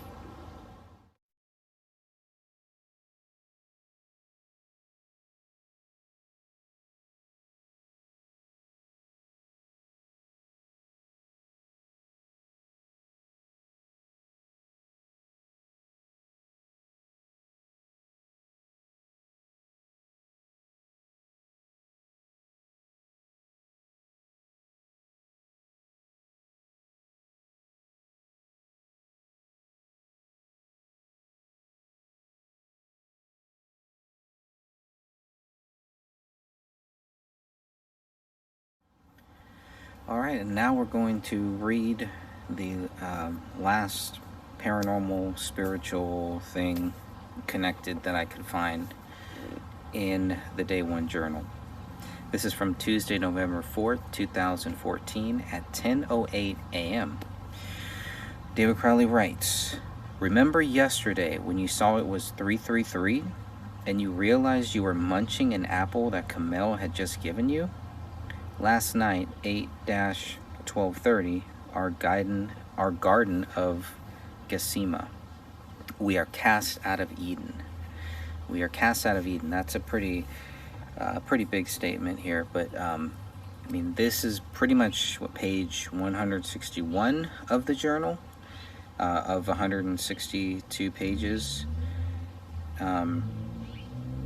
So I thought that was a pretty interesting quote, that he would write 333 when obviously, you know, 666, we talked a little bit about that. But munching an apple that Kamel had just given you, you know, it's the Adam and Eve thing. We are cast out of Eden. Obviously, you can see that. So that is pretty much where the journal ends. That really is the last post in this 162 pages of the journal. The next one, the only other thing is it's from Wednesday, November 5th, 2014, and it's a photo of their kitchen table, basically. Another paper towel. Lots of paper towels everywhere, always, right? We've talked about that a lot, I'm sure. And then a written, looks like a binder is also there. Maybe that black binder that you see in the kitchen, on one of the kitchen tables. Yes, kitchen table. Would that be a kitchen table? Next to where the coffee pot is and all of that, right? There's that black binder there. So this could be part of that black binder. But looks like something, I can't tell what else is on the table. There's something else. But then with the quote that says, Rania DOB 5 November, 6:35 p.m. or so. Now we know that that is not Rania's date of birth. So it's pretty weird. You can kind of see, like, I don't know. That's just pretty odd to me, that last photo there. And the last, it's not, I guess it's just a kind of like a caption or something. But the last real post is the one from Tuesday, November 4th, where he's talking about eating the apple at 333. I just thought it was really weird to put 333 and talk about eating an apple, being cast out of demons. All stuff that is related to the spiritual battle that I believe that they were facing, that we all face, right? We all have a spiritual battle that we're facing, whether we recognize it or not. And this brings us to the end of this 162 pages. I'm sure there were probably other things in here that could have been included in the spiritual battle. I tried to get as many of them as I could and put them in here to make it easy for everyone to kind of go through it. I hope these videos have been helpful, and I hope it will further your research, and I hope that you will take the time to look into the Day One Journal and read it and see what you think about it.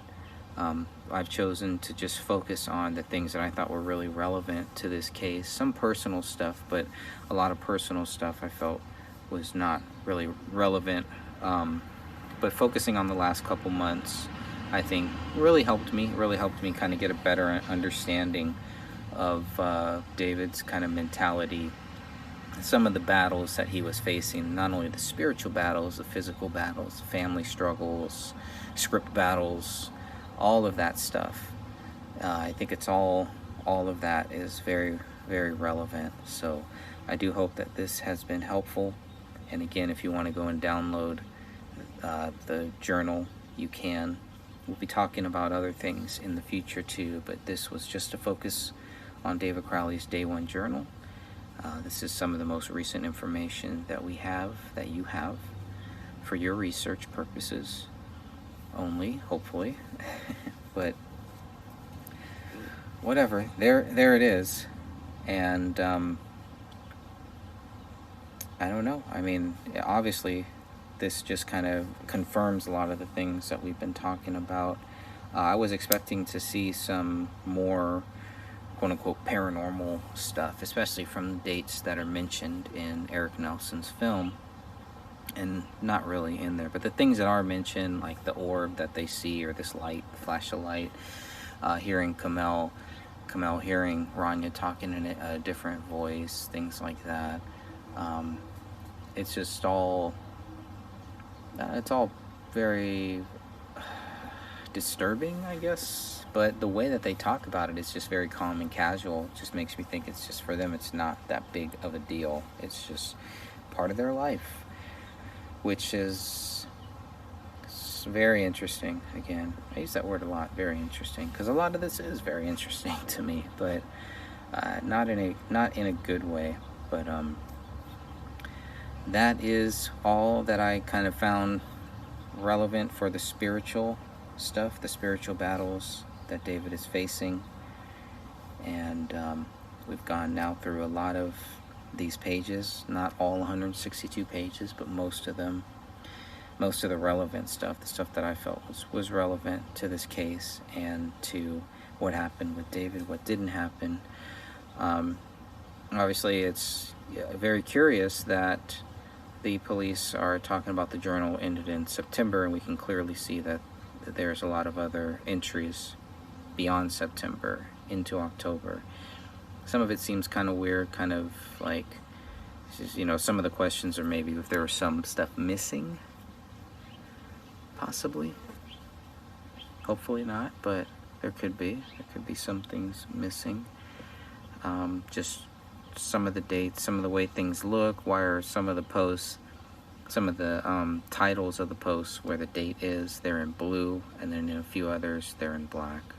It almost looks like it's copywritten. I don't know if these were some of the posts that were taken out and then they were able to recover those posts, and that's why they're not all in the blue text. I really don't know how relevant that is, but if you look at you know, this photo from Sunday, November 2nd, 2014 at 3:55 a.m. I don't even know what this is, really. So it's just that photo, and I don't know. I cannot tell what that is. Just him looking outside or something, but it's just there, just kind of randomly there. So you see a couple of those things, and you know, feeling like he's being watched. It's like I'm being watched. That's another one from November 3rd. And then, of course, this last one from November 4th is really pretty curious way to end this journal here. And then, of course, there's still another month and a half maybe, that there's no posts unless they were removed or something too. But this is where this journal ends, on November 4th. Very curious, or November 5th, technically, I guess, with just the photo. And Rania DOB, 5 November. I have no idea what the heck that means there, but so we will continue on. I thank you all for taking the time to watch these, and I do hope this will encourage you to go through the documents yourself, and just to remind you all that there's no evidence that David Crowley is guilty. God bless.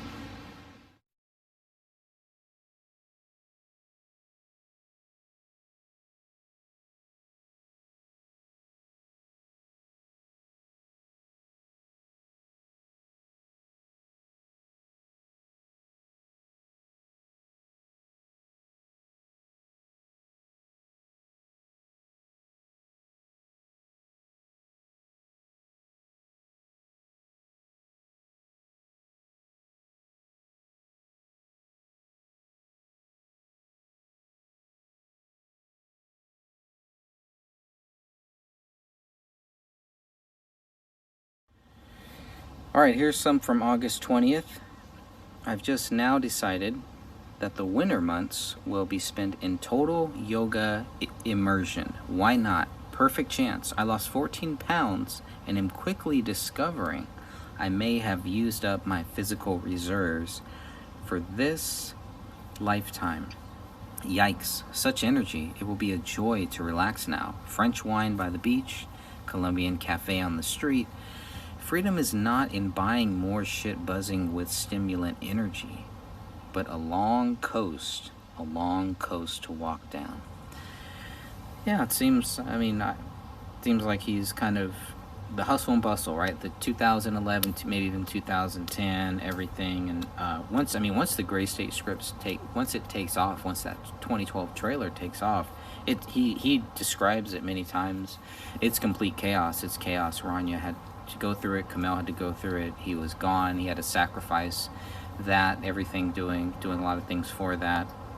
He had to sacrifice his family for instead of spending time with his family, he had to spend time working on this project here, because there is a lot of stuff that was never used that is kind of like trailer-esque footage, but there's a lot of that, it seems like, that was never really used. That obviously once the deal was made, all that stuff is dead. So all the people who spent time working on that between 2012 and 2013, going to different film locations, helping film, etc., there's no payoff for it, really. So it either has to be honest, good people who are just like, eh, that was cool, that was fun, or you're gonna have some pissed off people who felt like David took a lot of their time, and now he's moving in a different way with this script. And the different way is definitely selling it to a Hollywood company, and so all that script is basically useless. You can't really do anything with it at that point.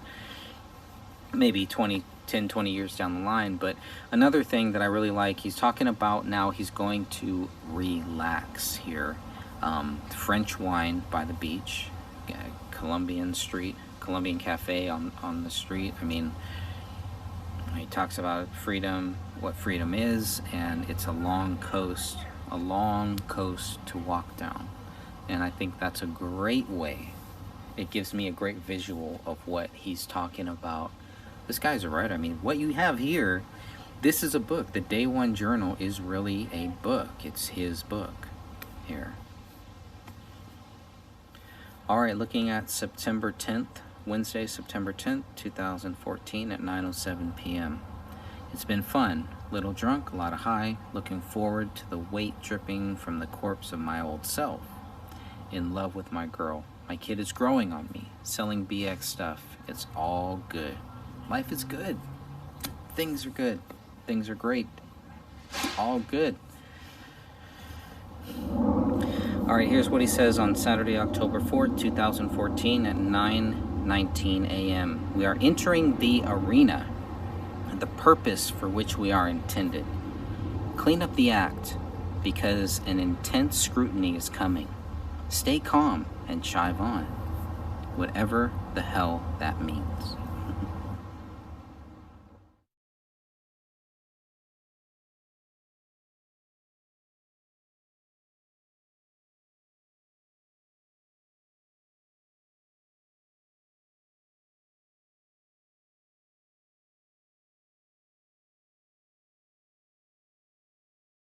Have you ever been free to discover what you're capable of?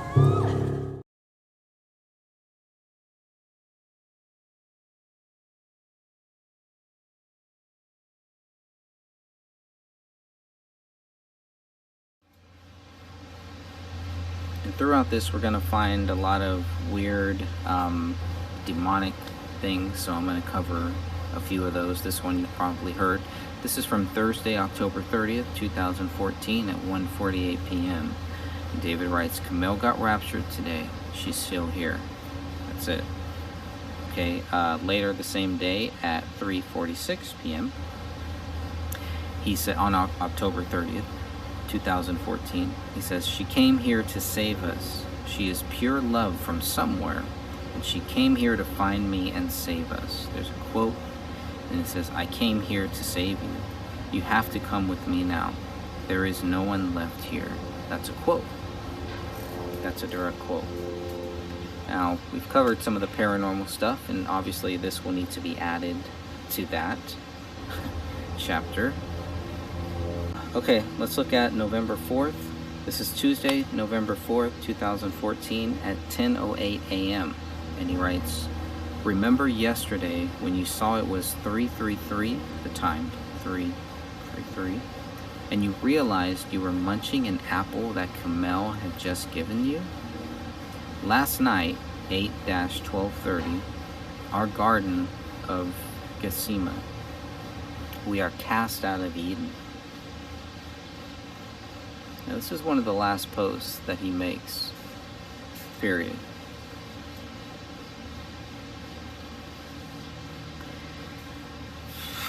Wish I had more to say on that one, but obviously the 333, then the 666 is what you think of. Camille gave me the apple, they're tempted, and he's going where she's going. I can make a lot of assumptions just based on this post from November 4th, 2014, paranormal assumptions. And I mean, whatever, that term is really starting to bother me too, because I'm not really talking about paranormal stuff. I mean, we're talking about what this world is. This is a battle between good and evil, a battle between God and the devil, between Jesus Christ and Satan. Jesus Christ and the demon, the demons that are after our souls. And that's really what this is here. And so maybe I'm looking for signs for my own speculation, but things like this really stand out here to me as a Christian. All right, so here is an interesting one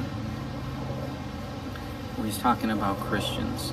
The Christian root problem: reading the language of God and grasping the ideas of grace, and then deciding to choose the moment of its manifestation.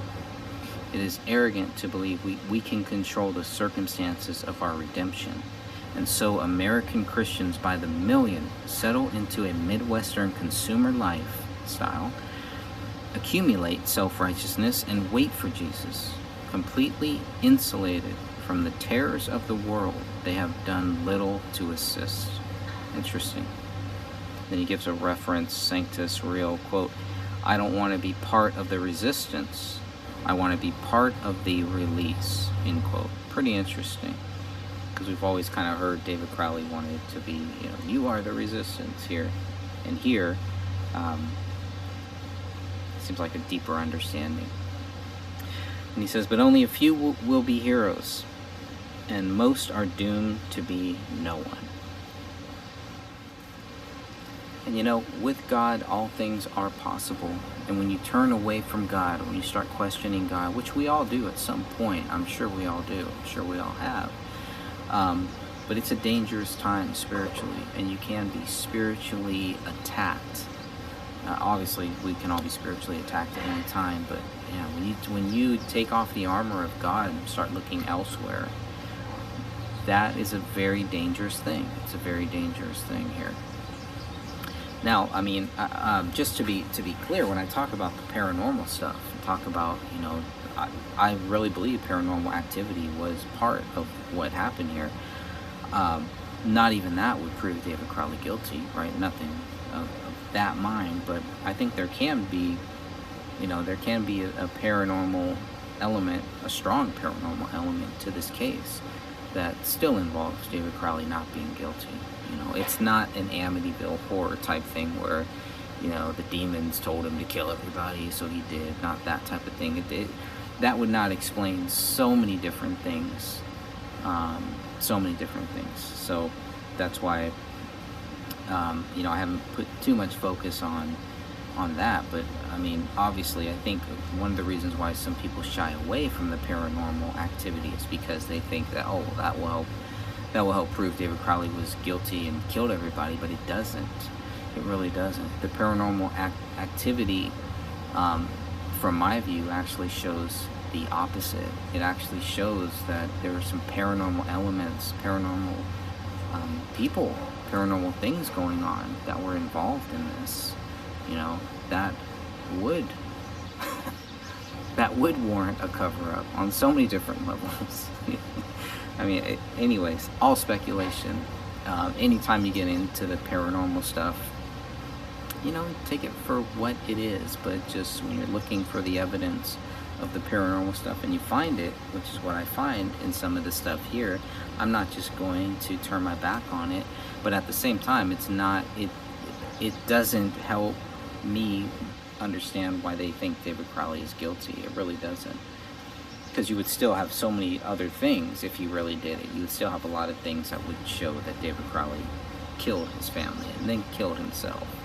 And we just don't see that here. But I do believe there is a paranormal aspect to this. But here's what he says. When he says, God is an abstraction of the mind that I believe with my heart. That's where it's like you're replacing the real God with something else. If you're opening up doors at that same time to things that you don't understand but you're curious about, and of course people, young people do that. They do. And remember, these were young people. They're 28, 29 at this time. They're not 30 years old yet. I know David has seen a lot more than I will ever see in my lifetime. But in some other ways, I think David was very sheltered too, and hadn't been exposed to a lot of things until later. And that's a good thing. by the way. I believe that is a good thing. That's why he was able to get this far, to do the things, to accomplish all the things that he was able to accomplish.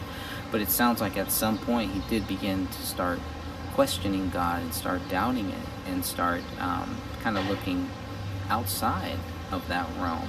And when you start saying what God is an abstraction of the mind that I believe with my heart. No, you're making up your own God. And that's what the devil wants. That's what the devil did. And that things like that are signs that I look for to show that they're opening up doors. They're allowing doors to be opened, putting God to the side and opening up some other doors to see what else is out there. And that's a very dangerous thing for any Christian, especially for Christians, for any person, you know, for anyone who is still kind of searching. Unfortunately, that happens, and that will happen.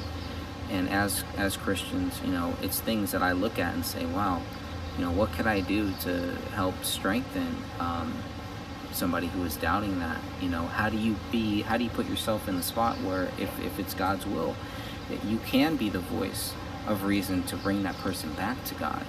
Who was doing that for David Crowley? Who was bringing him back into the Christian realm? You know, saying, no, man, you know, you're looking out here, man.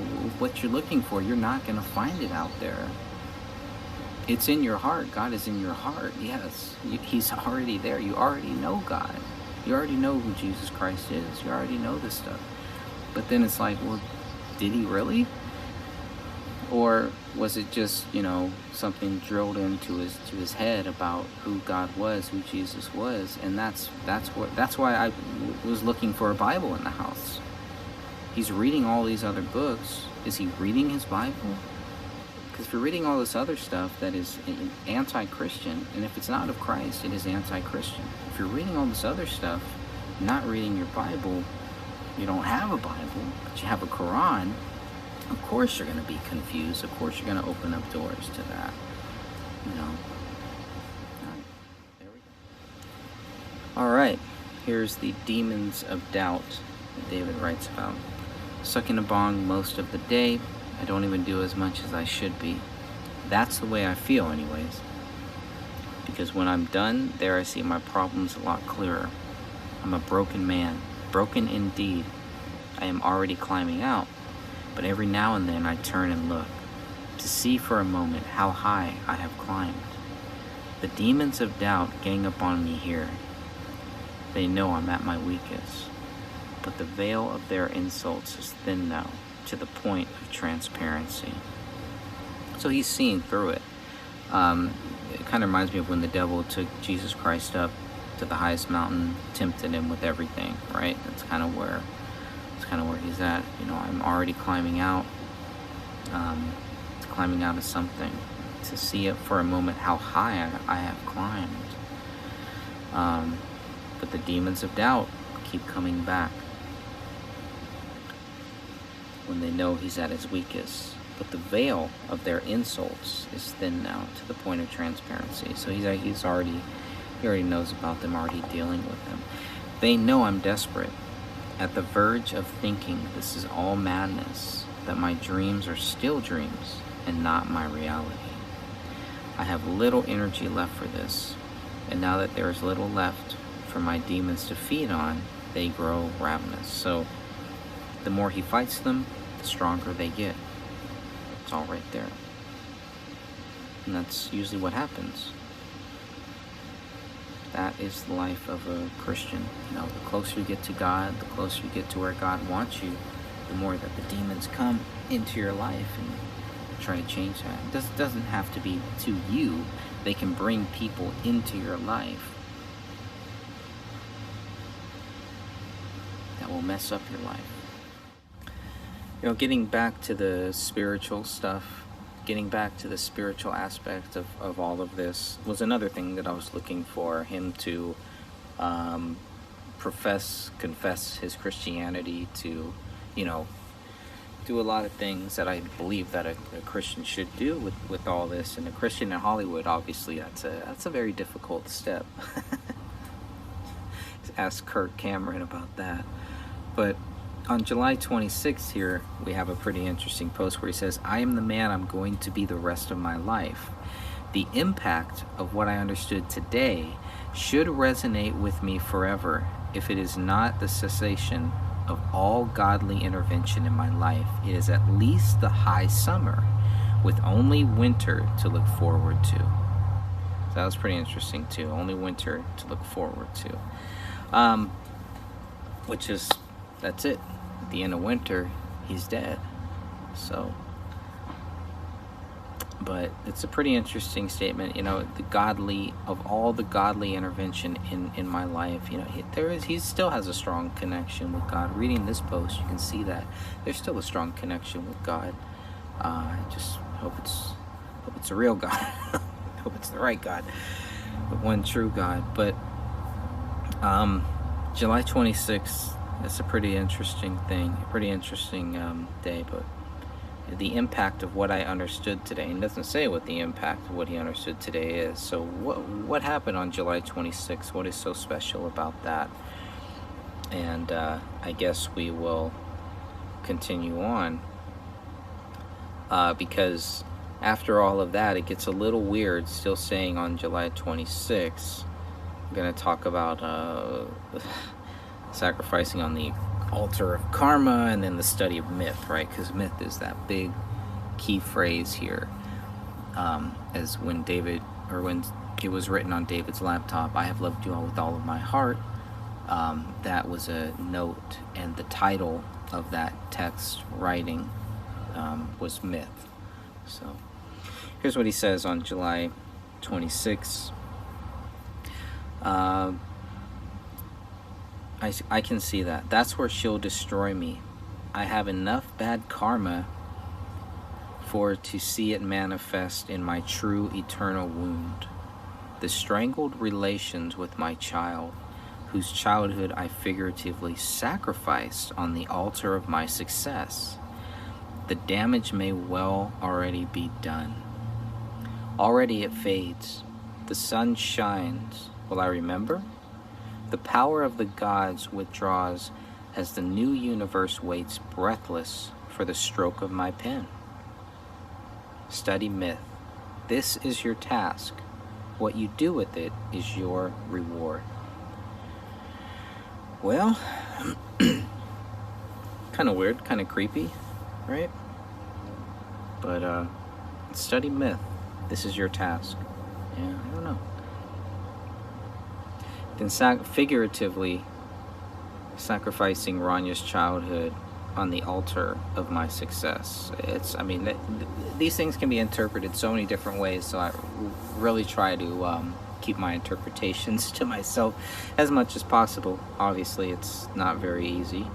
When you read it, there's no way you cannot take put your interpretations and your thoughts and your views into what he's saying here, but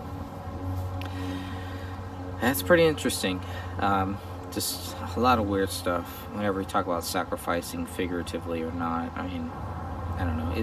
It just sounds like it's more of him just kind of being outlandish a little bit. I don't know. But a little dramatic maybe too. All right, and we're back to the paranormal stuff. This is a post from July 27th. Sunday, July 27, 2014 at 10:23 p.m. And this is what he writes. Kamel will have to write about yesterday. I don't know that she will. There were physical effects, deep understanding stretching my mind past what my body can tolerate. And apparently, I read something that Paleo watched float away. Such a weird thing to say happened, but well, I don't know how to write about what I know. It may take a few days. I hope Kamel writes about what she saw happen. The kid? Get out of her way. You live longer. I don't know what to write about. Much is changing. Words themselves look different. I will conquer my Crowley in my lifetime, but too late for Ronnie to make a clean break. So whatever this curse, this family curse that David feels like he has, it's definitely affecting Rania. And it's latching on to her. This is all speculation on my part. This could be, again, part of the physical manifestations, the paranormal activity that this family is experiencing. And Of course, you're not going to make that stuff public. That's not going to help you get a Hollywood deal. It's really not, you know, at least in the way that we would hope. You get to the point where you're offered to sell your soul to the devil. That's another thing. I don't know if that's what happened with David. I do believe that they were seeing things. It looks like, from what David is saying, the dog watched something, quote unquote, float away. So something happened on July 26th, once again, is what it seems like. A paranormal experience. Just a guess, but I mean, he doesn't know how to write about it, and you could see that he doesn't write about those experiences that we've heard about, those things that have happened. But it does seem like it may be more related to David's side, whatever it is.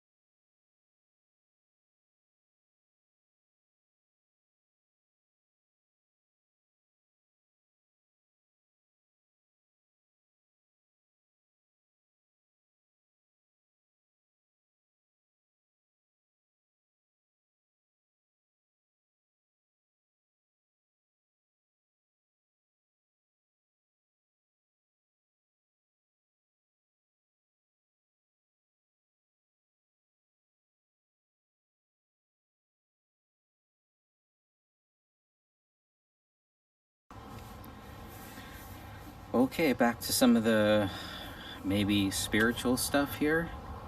We're going to talk a little about a soul transfer, something like that. So here's what David writes on August 22nd, Friday, August 22nd, 2014 at 9:13 a.m. Today, Kamel awakens to an article about soul karma and new souls coming to be in Earth. I had read an article some time ago and was also taken by the concept of life in Earth being a dangerous adventure only the brave souls volunteer for. And then, there we are. But I was never convinced of the idea that we were new souls, like the ones described from other planets and whatever. Anyway, this had me thinking that way throughout the process. And after our chat this morning, I Googled the topic and found an article about soul walk-ins. Not a new soul, but a transferal. I know I was talking about this back in May as being like a changing of the guard behind my eyes. Feeling like someone else was taking the driver's seat, settling in, awakening to my own gifts and strengths with renewed passion and gratitude. A soul exchange. I was trying to create my own meaning, hinge into something. So back in May or wherever, I even held back that mock funeral for my old self. So back in May or whenever, I even held that mock funeral for my old self. I let him die, for God's sake. Maybe all that means something, and the new me is clicking with knowledge and wisdom and wrath of the gods. Beautiful. That trauma I saw July 26th. Now I want to know what this trauma is that he's talking about here on July 26th. He says, that trauma I saw July 26th, whatever it really was, there was that moment when I perceived that I was far from all help and that I was alone in the world, cut off from the guiding light of the place where I came from. To me, in the moment, it felt as if maybe Christ on the cross, when God himself looked away.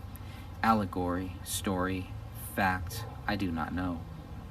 But if there is a reference there for me in relation to the soul exchange business, it's that the transferal process of the new me was completed then, and I am now on my own.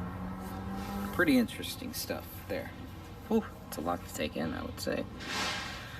But for me, the key thing would be this trauma that he's talking about on July 26th and being cut off. Because when you are cut off from God, when you're cut off from Jesus Christ, a lot of bad things can happen. That's where the devil gets you. That's where the devil wants you. That's where he wants us all. And I like the way, it's like he's talking about Jesus Christ, but he's still not sure that it's true. And that's a dangerous spot for a Christian to be in, especially one who grew up as a Christian and is now starting to question it. Oh, the devil loves that. The devil loves going after that, no doubt. But he says, allegory, story, fact, I do not know. But there is a reference there for me in relation to the soul exchange business. And I thought that was pretty interesting here. But to feel like you are, like there's somebody else behind the wheel driving you. And that's a pretty terrible thought. That's demonic. That is, a hint. Demonic hint, occult hint. No, the hint of something else being there that you have to fight and continue to fight. And again, not saying that that's what happened with David, but obviously this is, when I read this, these are some of the things that I think about. It would not be hard if let's just throw this out there, okay? If David was possessed by a demon and did this, we would not be here. The evidence would be there. It would be very, very clear. Okay, yeah, he's guilty. There wouldn't be all of this strange things that we see in all these different rooms. There wouldn't be missed opportunities. There wouldn't be such a rush to judgment with David Crowley. None of that would be there. If a demon was involved, it would probably be really, really short and simple. However, demons don't sit on the sidelines, but they do like to observe from the sidelines and get other people to do their work. Meaning whoever did this to David could have been under demonic possession too. Could have been related. I don't know. Maybe it's not, but I can't turn my back away from the clear evidence here that we see of a possible demonic presence. So that's why it's very important to know what is he talking about in relation to July 26th. And August 29th, 2014, on Friday at 5:46 p.m., back to the paranormal stuff. So onward with the spiritual stuff, David Crowley writes. A flash of white light seen by Ronnie and Kamel in Ronnie's room. And a strange experience where Kamel heard Ronnie speak in a voice that was not hers. Okay then. I'm only sitting here long enough to write this. Then on to embrace a new solution. So, the way that he writes about the paranormal stuff, even, most of the time the way that Kamel talks about it, it just seems like it's just it's a part of their life. It's not that big of a deal. It's not something that is all of a sudden happening. This could be things that have happened from their childhood. If you ever want to, talk with somebody who has experienced these paranormal, whether you call them paranormal, spiritual stuff, talk to Catherine. We did a whole show. My friend Walter Bradley and we did a whole show. I think Walter was in that one. Anyways, we did a show where Catherine was talking about some of the things that she has experienced in her life. These things are real. When you hear people talk about it and they're so just calm and so collective, it's pretty interesting. And the way that Catherine talks about some of this stuff, it sounds like David is talking about this stuff in the same way, and for the most part Kamel is too, except for that one audio recording where you could tell she's clearly freaked out about it. And this is the August 29th one. So there's several dates where these things are happening, these paranormal things, but this is something that is not mentioned that happened on August 29th, where he says that a flash of white light was seen by Ronnie and Kamel in Ronnie's room. Flash of white light in the daytime.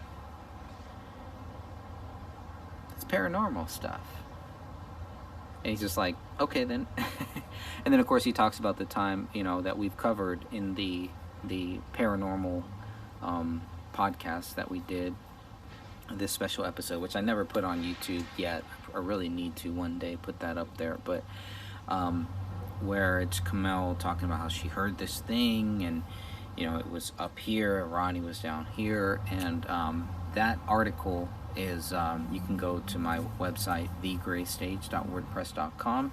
On the main page, you'll see that there's an article, I believe it's called Paranormal Activity, and it covers the 3 paranormal activities that we learned about, or we heard about, or were talked about in Eric Nelson's film, A Gray State.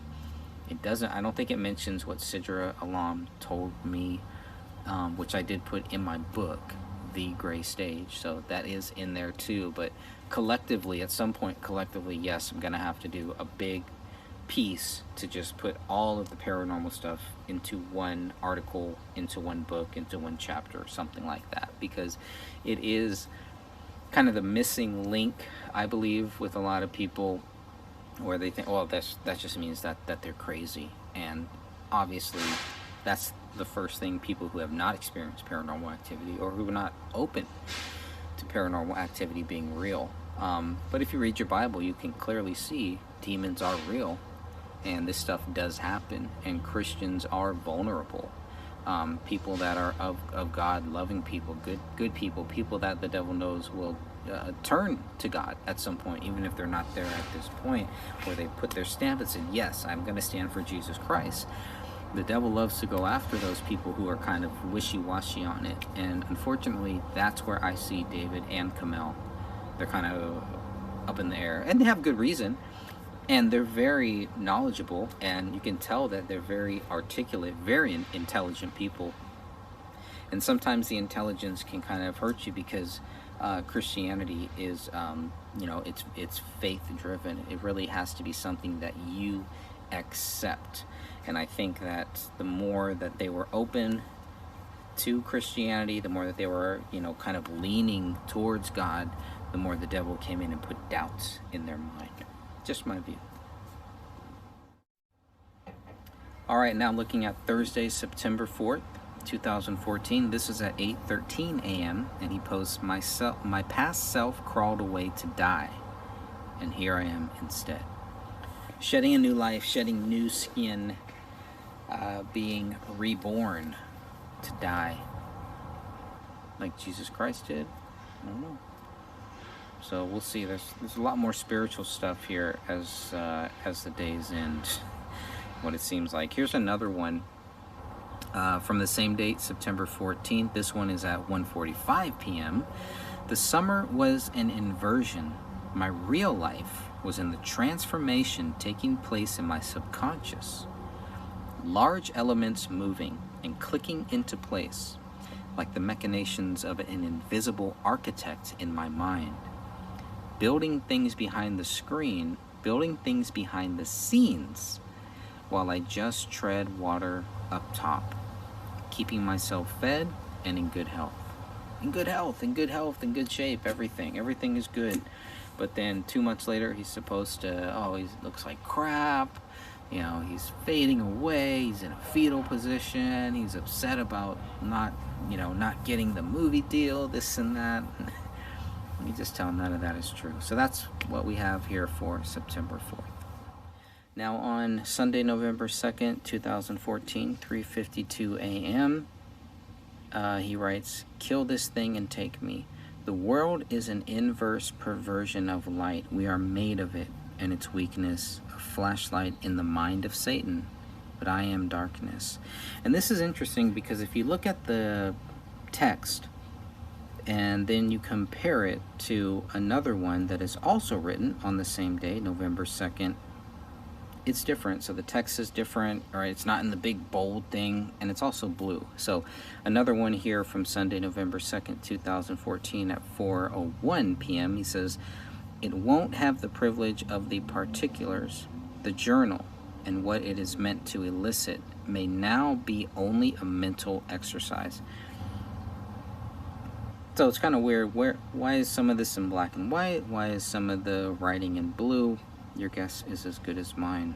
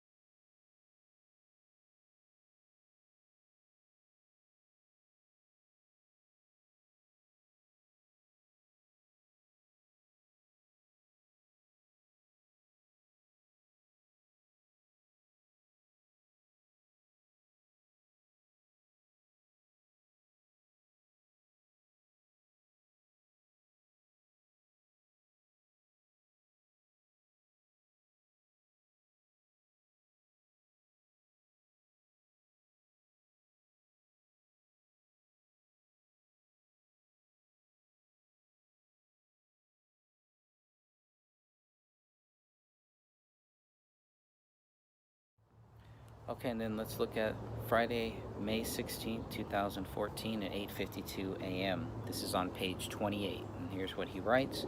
Simply must do a better job journaling. It's not hard. Just write something down. I've talked about that. You just have to keep writing, keep writing. A good writer just keeps writing, just whatever. Journals here, handwriting, whatever it is, just keep writing. So he's saying he must do a better job at that. Here's his new plan here. So the new plan, you'll just write down the things you did each day. Then you'll likely be following up with how you felt about them. That's a real journal. That's what a real personal journal is. So what's your life lately? Finish the script's first draft.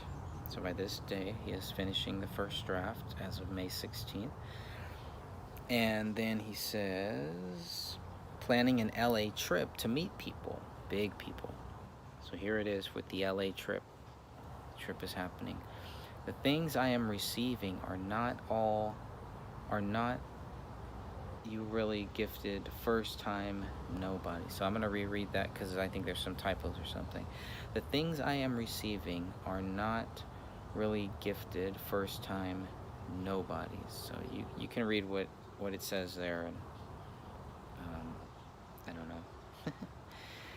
Okay, I'll keep going on. So what I have, it's very important to understand it. I built it and knew to understand this accomplishment, and I will never stop building, tinkering, living in shadows. I am always engineering a quiet, comfortable back door for myself so I don't have to achieve. So always kind of looking for a way out, kind of. But instead, be brave. Face fear. All signs and wonders are in your sight tonight, sweet thing. So sigh it up to acknowledge your gifts and take the stage. It'll be hard and a little scary, but you are equal to the task. You'll make your mark. And how many first-time buttholes get to say that? It's a funny guy. And I'll wait for the plane to fly away.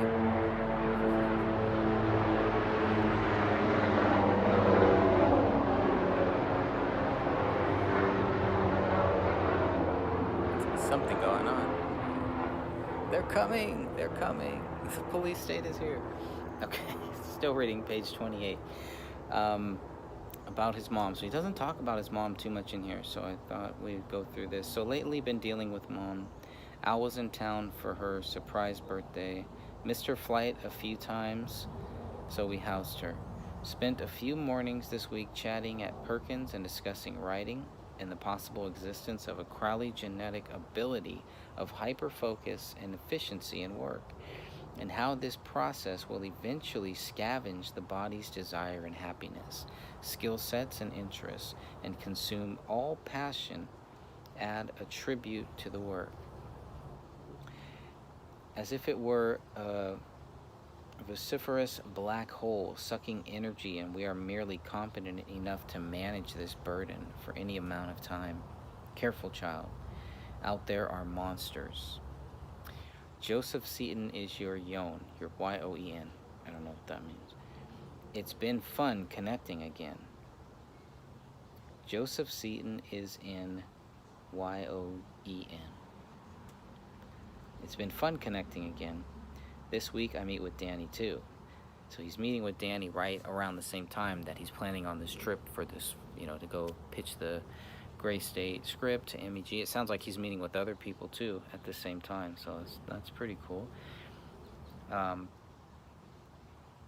LA is in the cards of us all. Oh, also, I have been reading How to Win Friends and Influence People, and I am determined to make it my own secret recipe and see it through. So, Seaton has done some other things. If you look up Seaton's IMDb, you'll see, I forget exactly what it is, but he was a part of some other LA project. We know Danny Mason wants to do the LA thing. But here we have David Crowley, who has a real opportunity, a big opportunity to do something very big in Hollywood. They both know it. At this time, he's reconnected with Joseph Seaton, and he's planning on meeting that same week with Danny August Mason.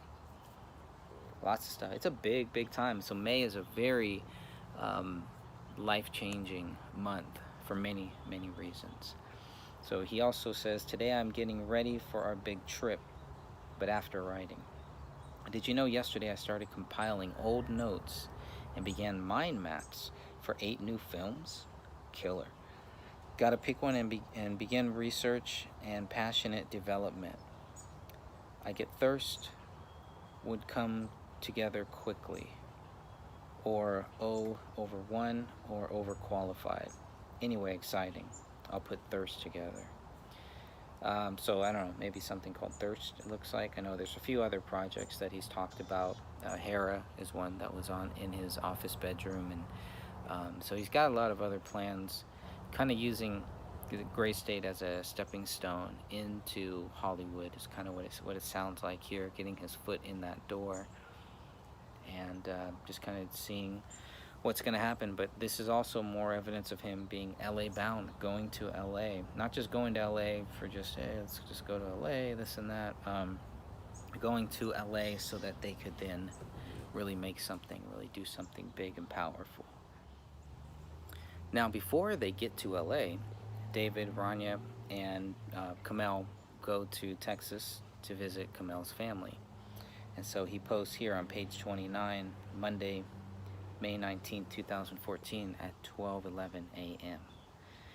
Made the trip to Texas today. It's good to see Kay's family again. Went to Crickets, Brazos, downtown area, all of our old spots, distant memories, never built on or expounded because there's a kid here to roll right over any time Kay and I would have spent together as adults in love. Just slipping away to play football, foosball, and pool. Driving past Baylor to go to Crickets. Baylor's the college that Kamel went to. All I could do was watch Kamel in her place, not mine, and finding SUV interest and passion and affection there. Then we come back, and it's just Rania's demands and needs. Not her fault, but holy Christ, I can see without obstruction the life we would have had together if we were just me and my love Kamel. Evil thoughts, maybe, damn right. But being dishonest to myself about the sinking sadness I get knowing I am living in a prison won't do anybody any good either. That's very true there. So again, it's just more of him, getting these thoughts. A lot of people don't write their thoughts down. This guy did. To get over them, to recognize that they're evil, to recognize that it's wrong, and then to move past them.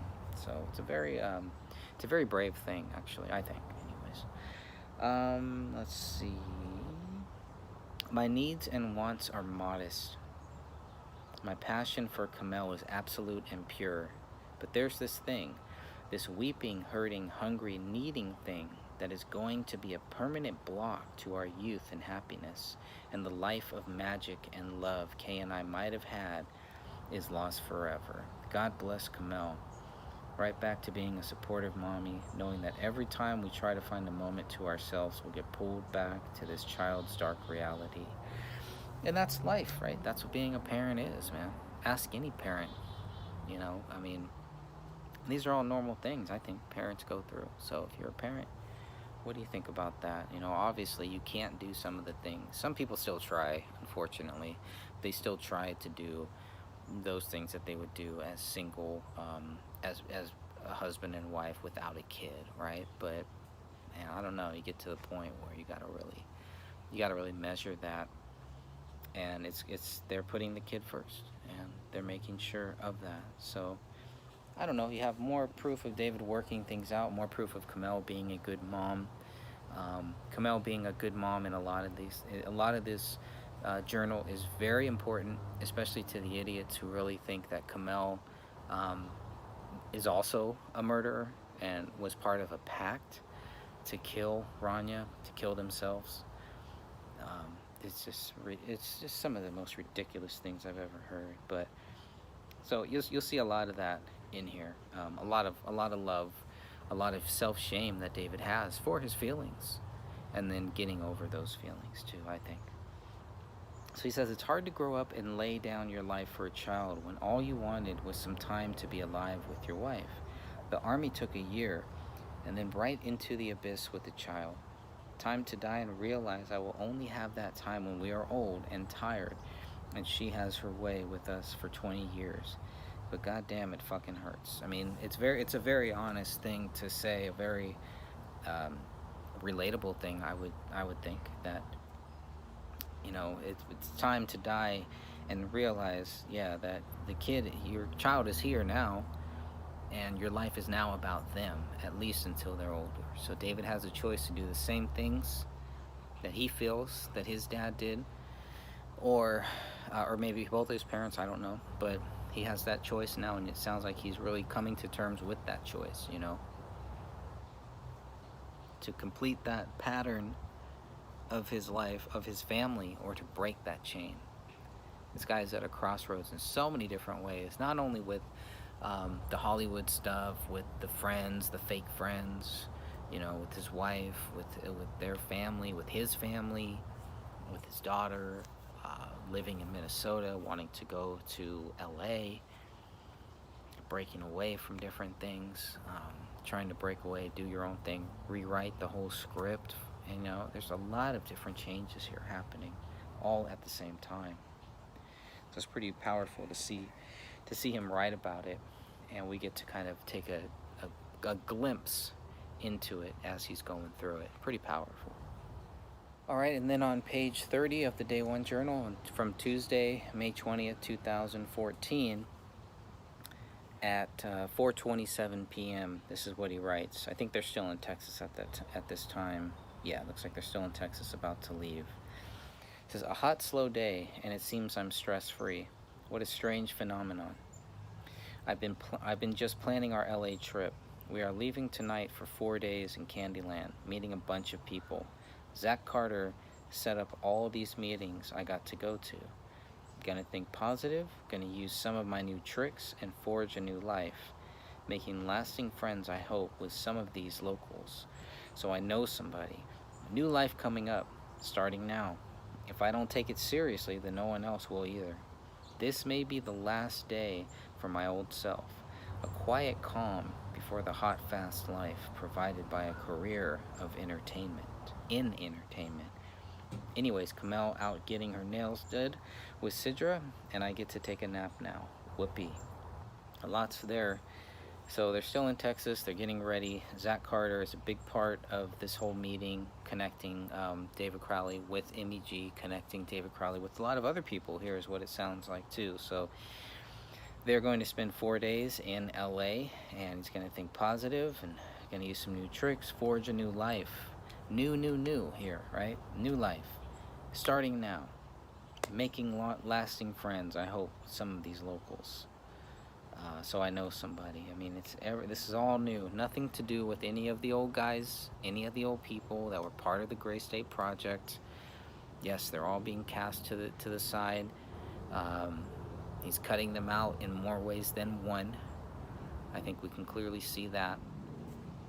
And he's going in a different direction. It's a different road than what a lot of these other guys who were part of the Gray State Project, than the road that they wanted to go on, or whatever they wanted to do. It sounds like it's a completely different road. Or he was able to just kind of break free from it and break past it, you know, like they're all just out for a jog, and all of a sudden David is running. He's leading the pack, and maybe the other guys aren't so happy about that. So that's that for the LA trip, getting ready for the LA trip. Now on Wednesday, May 21st, 2014 at 6:08 p.m., it says resting a little bit before the big meeting tonight. So it sounds like now they're in LA. Yes, they're in LA. You can tell there. Resting a little before the big meeting tonight, Zach's got a couple MGM people locked down to talk GS, to talk Gray State. Wow, that's pretty big. I'm about to get up and iron my shirt. Nervous? I don't know. Definitely not feeling very sprites about the whole affair. This morning's meetings kind of put a sour taste in my mouth, along with the general nasty expenses associated with coming here. How not to be worried? Guess I'll look it up. But it's going to be hard getting someone excited about Gray State when I'm running from it as fast as I can. Sounds like the morning meeting didn't go too well, and he's hoping that the meeting that night will do a little better. I'm sure we all are. All right, and then Thursday, May 22nd, 2014. This is, if you look on page 32, you'll see a very familiar picture. And so this picture of Kamel was used in many of the early news articles, etc., etc. I don't know if this is also posted somewhere on social media. If it's not, and this is the only place that it was posted, you know, this could give us a glimpse into how long the Day One Journal, how long that, you know, people have had the Day One Journal, including the media, or at least photos from it. How they got it, I don't know. So that's very curious right there, I would say. And he says, anniversary, remember you had a great day, shots and tattoos with your best friend. So they're in Hollywood, and sounds like things went good, right? Doesn't really give too much. Of course, he's also posting on Facebook too at this time.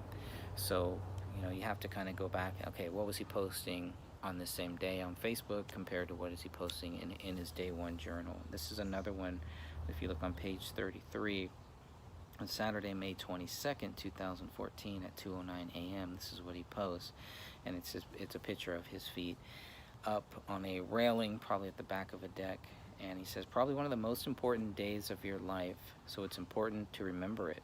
Met with Mike Boggio and Mike O'Donnell at the Grove in LA. Spectacular meeting, and we are all moving forward with GS production. You need to remember this because you told yourself that the outcome of this meeting would be a mechanical switch. Good meeting means it's time to evaluate your relation with your skills, and adopt a more becoming attitude and ego. Well, it happened. It's a dream, man, and you made it. By all accounts, 2 weeks, an option agreement. You fucking made it. You are the professional you set out to be. You did a good job talking to these guys. They liked you. It's the start of something. You need to know this because tomorrow it's all going to seem like hangover memories. Realize what has happened. Remember this, because this kind of thing does not happen every day. 10-year celebration at Universal for 8 hours. Kick-ass job today, man. So he's hyping himself up. He's thanking himself. You know, we had in the sloppy-mentary, it's kind of, we saw something where David was like, saying, you know, basically they made it sound like he was going to trick the O'Donnell and Mike Boggio and this and that and all this stuff. And what you hear here is completely different on page 33. It just sounds completely different. Everything is good. Things are moving forward. You made it, you know. And now that he promised himself that a good meeting would mean it's time to reevaluate your relationship to your skills and adopt a more becoming attitude and ego. So the deal he made with himself, he's got to go ahead and here and try to keep. And then months later, he's just going to end it all and kill himself and kill everybody else. I don't know. I mean, it's posts like this that do not line up with what you see in Eric Nelson's film. And I do believe at some point Eric Nelson did have to admit that he, you know, that stuff that was in there about David Crowley, David Crowley was trying to manipulate the mics, was taken out of context. So I think he did have to admit that. And the mics, you know, That's why they were probably so shocked to hear that, because it was not the David that they knew. It was not the David that they were dealing with. And that's because it wasn't really what they were getting, was not really the truth, I think. This is the truth. From his own words here, the stuff that he's saying here. I don't know. I mean, it's a whole nother world. So then he just says at the end, fun facts, Mike O is practicing Buddhist, trying to land a deal with Jimmy Page for a story about some missing money from a tour in the 70s. Mike B manages Golden State, eats paleo, the diet, right? He's on the paleo diet, and has a 14-year-old son in Detroit. So that's what he pretty much says about them. I think this may be one of the last ones regarding that trip. So the trip is, let's see, they're still in LA. No. So then they're back in Texas by Sunday, May 25th, 2014 at 2:50 p.m. on page 34. And he writes, nailed this vacation. Busy, but very high class and productive. And then you quit your work this week, so you have a nice long week of nothing else going on but aligning your life and dumping ballast. Good shit, my friend. You will fit your new self well. There is strength in your character and a proclivity for risk and exploration. Bro, plan a pro photo shoot. GR your image, right? Not ego. But play the game. It's okay to feel good about where you're at. It's time. Go earn. Quit being your own biggest obstacle. Learn the craft and info. Look and speak the part. You'll do service to yourself, your future, and the purity of your art. Make this shit happen. Read and learn. The world is your oyster this week, and things just could not be better. How's that for a tangible reality?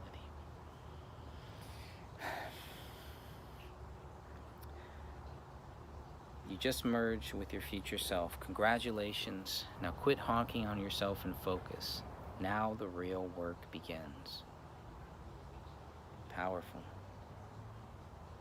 Powerful stuff. Maybe one more here from Tuesday, May 27, 2014, at the bottom of page 34 of the Day One Journal. Had a big breakthrough tonight, including a cool astronaut in space, out of fuel, or so he thinks. But all he has to do is turn it on. Lose the fear, man. Go with what you know. Be strong, but also curious and a student. And a node all loving. They are fellow astronauts. They are here with you, feeling what you feel. Reach out without fear. Grasp this. Do it now. But look, the path is laid for you. I've but to walk it and claim it, for it's already yours. Go, buddy, go. So that by that time he's at home and getting ready, and it's go time, man. It's go time.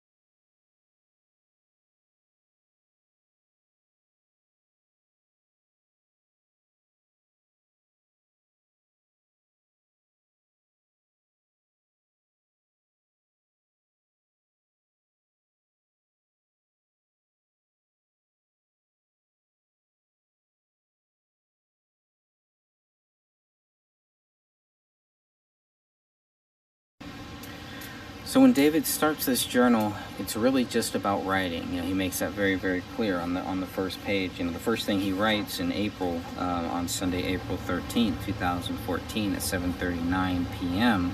Fear of writing with a question mark. Suppose that's a fear of everything. It says, look, I'm on an iPhone and I don't feel like spell checking everything again. I hope this gets easier with an iPad. This is a life report, since I suspect my feelings right now in nostalgia or reflection might be of value. So the point is to write.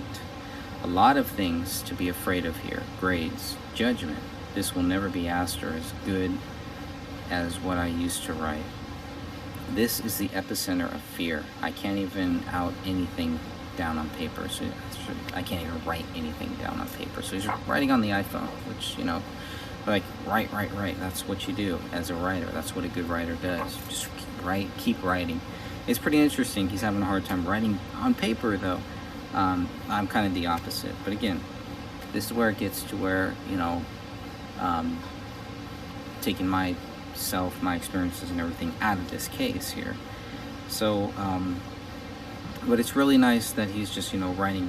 Now, you'll also notice in the first paragraph, this is going to be another recurring theme of using Jesus Christ's name in vain. And I know to non-Christians it may not be a big deal. To Christians, to some Christians, it may not be a big deal. And for me, it was not really that big of a deal either until I was listening to a wrestling podcast with Stone Cold Steve Austin talking about ravishing Rick Rude, and they were going on a fishing trip. And Steve Austin is just using Jesus' name in vain, God's name in vain. And not purposely or anything, it's just how he taught, that's how he grew up. And at some point, Ravishing Rick Rude turned to him and said, "For F's sake, will you stop using the Lord's name in vain?" And when he said that, it really made me think about that. Like, wow, I wonder if I do that and just don't even notice it, just don't even know it. But so anyways, that is going to be a recurring theme here of him using Jesus Christ's name in vain.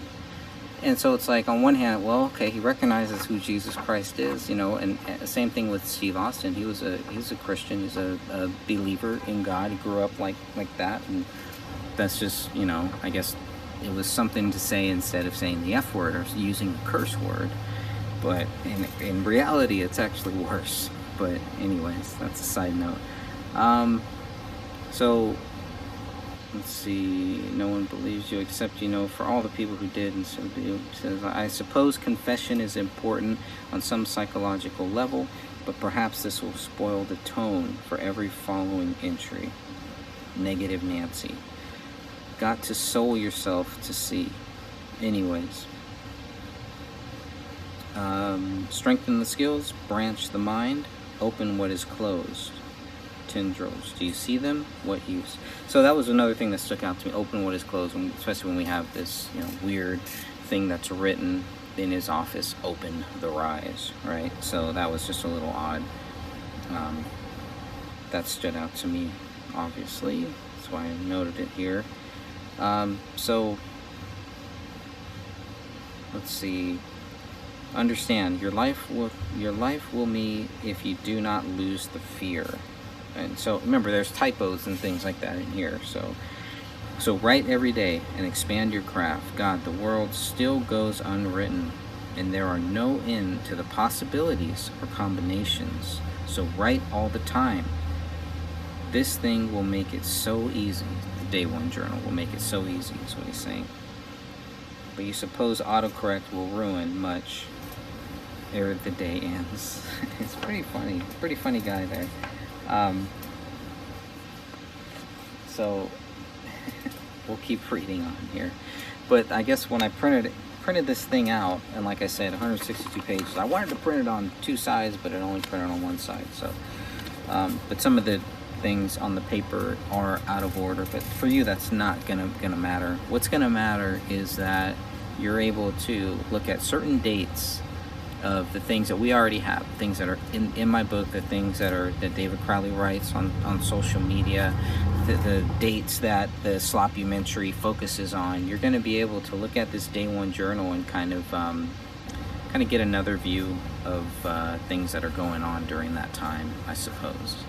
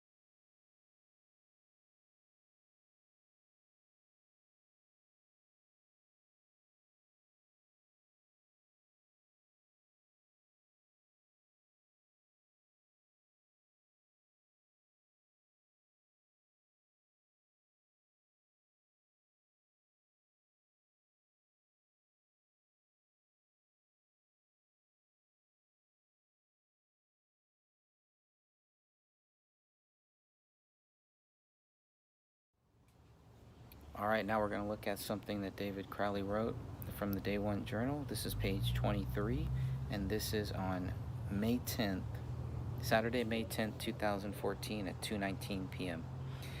And he writes, a lot of emotional turbulence coming in for a landing. Understandings and connections. Oh, I see.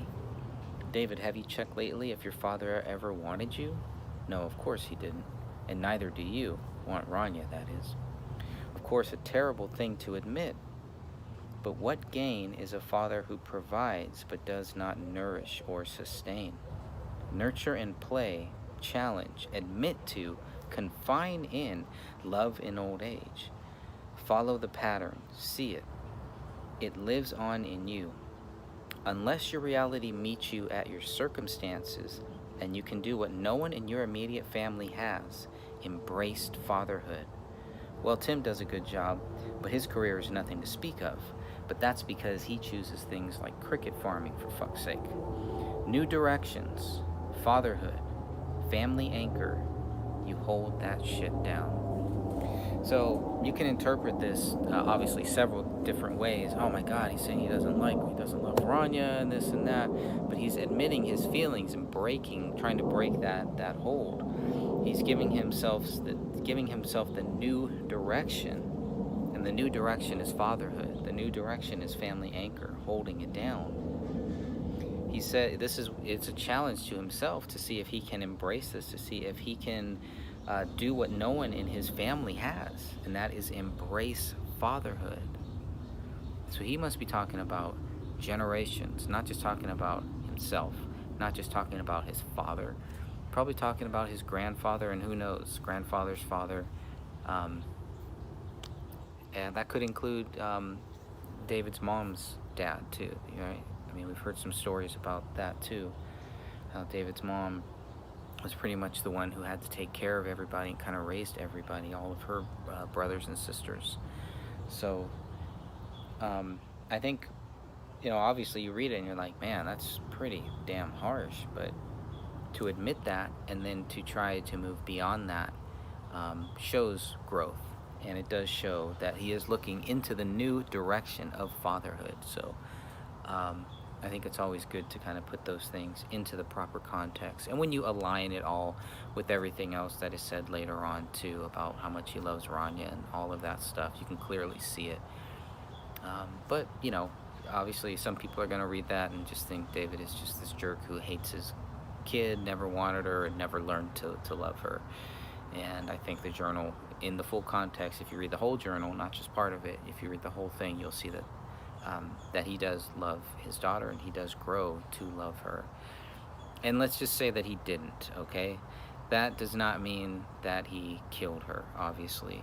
You can say that any of this stuff in the journal means, oh, well, that points to David killing her, but none of it proves it. None of it gives you any motive, as the police have confirmed here in this. And none of this gives you any reason to think that any of this would lead to him killing her 5 years later, whatever. So a lot of reaches, a lot of things can be made from it, but everybody's going to read it differently. That's their freedom. But it's just nice to have this stuff, to be able to read through it, and now you get to decide whatever you want to think. Does this further your view? Does this change your view?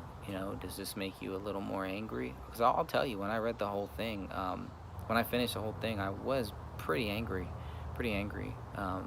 at some of the things that he was saying, some of the things that he was writing. But none of it really made me think, oh man, well here's the proof where he's going to kill his family and kill himself. Never saw any of that. Saw quite the opposite. There were too many things, quite the opposite. So personality, things like that, the way people live their lives and things, that's that can always be different.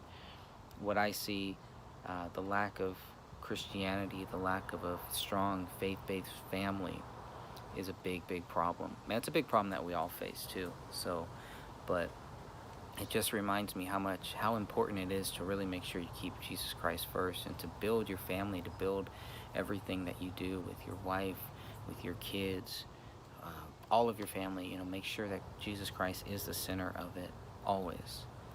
he says one of his last posts where he's talking about being cast out of the Garden of Eden. Obviously it's a metaphorical thing or whatever, but it means something. It really does mean something there. So it's pretty interesting, some of the things that he's saying here. So anyways, just wanted to kind of jump in and share a couple thoughts on the Day One Journal. You can feel free to download it.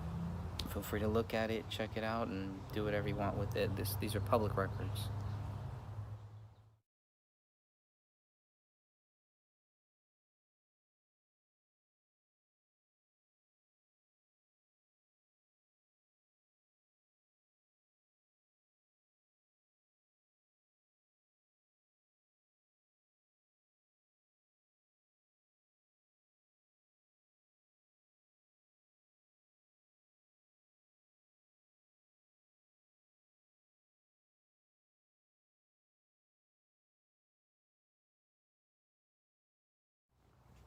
All right, and okay, so here's what David writes on Saturday, September 20th, 2014 at 12:54 p.m. He says, and this is on from the Day One Journal, page 149, and he says, "I do not fear wealth because I was born in it. I do not fear war because I am forged by it. I do not fear the youth because I cultivate one. I do not fear the future because I am drawn by it. I do not block pain since I have taken much of pleasure."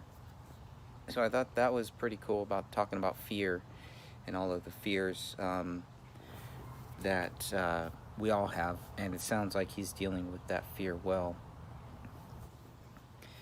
And that's normal. I think it's normal to have fear, and to write about it is good, to help you get it out, to help you get through it, right? How do you get through the fear? How do you get past the fear if you don't deal with it, if you don't talk about it, if you don't get that out? So it's like a poem, right? That's what it's really written, right? I do not, I do not, I do not. So, and that is on September 20th, right around the time when the mics probably at this point have the latest script in their hands.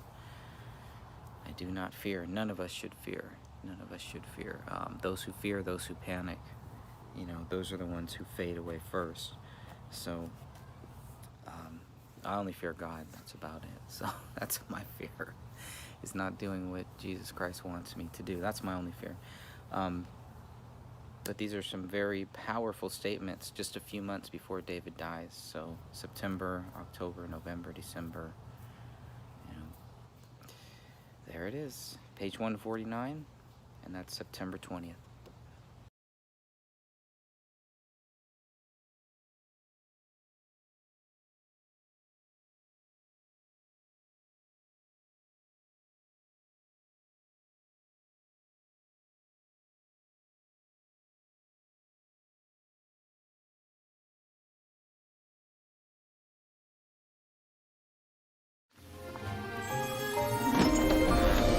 Remember when no dream was too big, and you could fearlessly face the unknown? You still can. When you have a rock you can depend on for life, you'll be unstoppable. Like the millions of people who rely on Prudential for financial planning and investing. Who's your rock?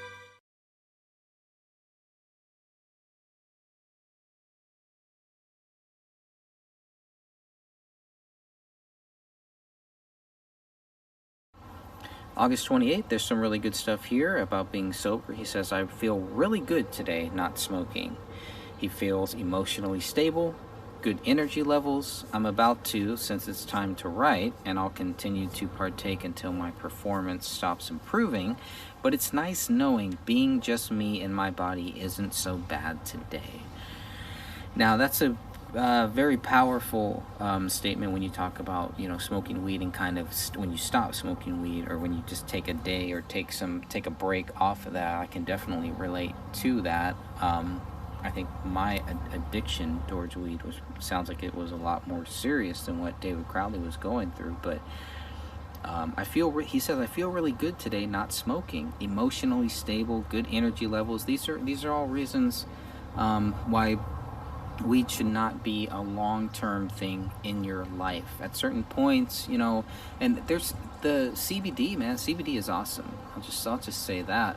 I don't know what CBD. I don't really remember CBD back in 2014, 2015 being a thing, but man, CBD is awesome. It's all the good stuff that weed has, and it takes, you know, you don't get any of that bad stuff that it has too, including the addictive nature in it and the hallucinogens. It's really, you don't really want to call it that. The psychedelics, I think, is the more accurate scientific term, whatever. But you can tell he feels better when he's not on it, but he's using it. It's a tool. It's a means to an end. It's a tool that he's using to get to this goal. The goal is to finish the script. The goal is not to kill everybody. And there's no way that I'm going to buy that the goal from August changed just a couple months later with everything going for him.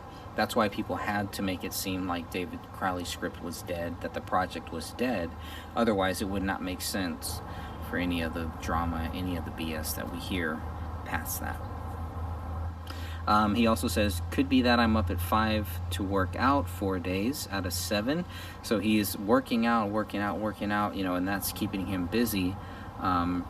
Eating healthier food, a healthy mind, and also a never-ending bottle of pot. So there you go. Pretty funny stuff. This guy's funny.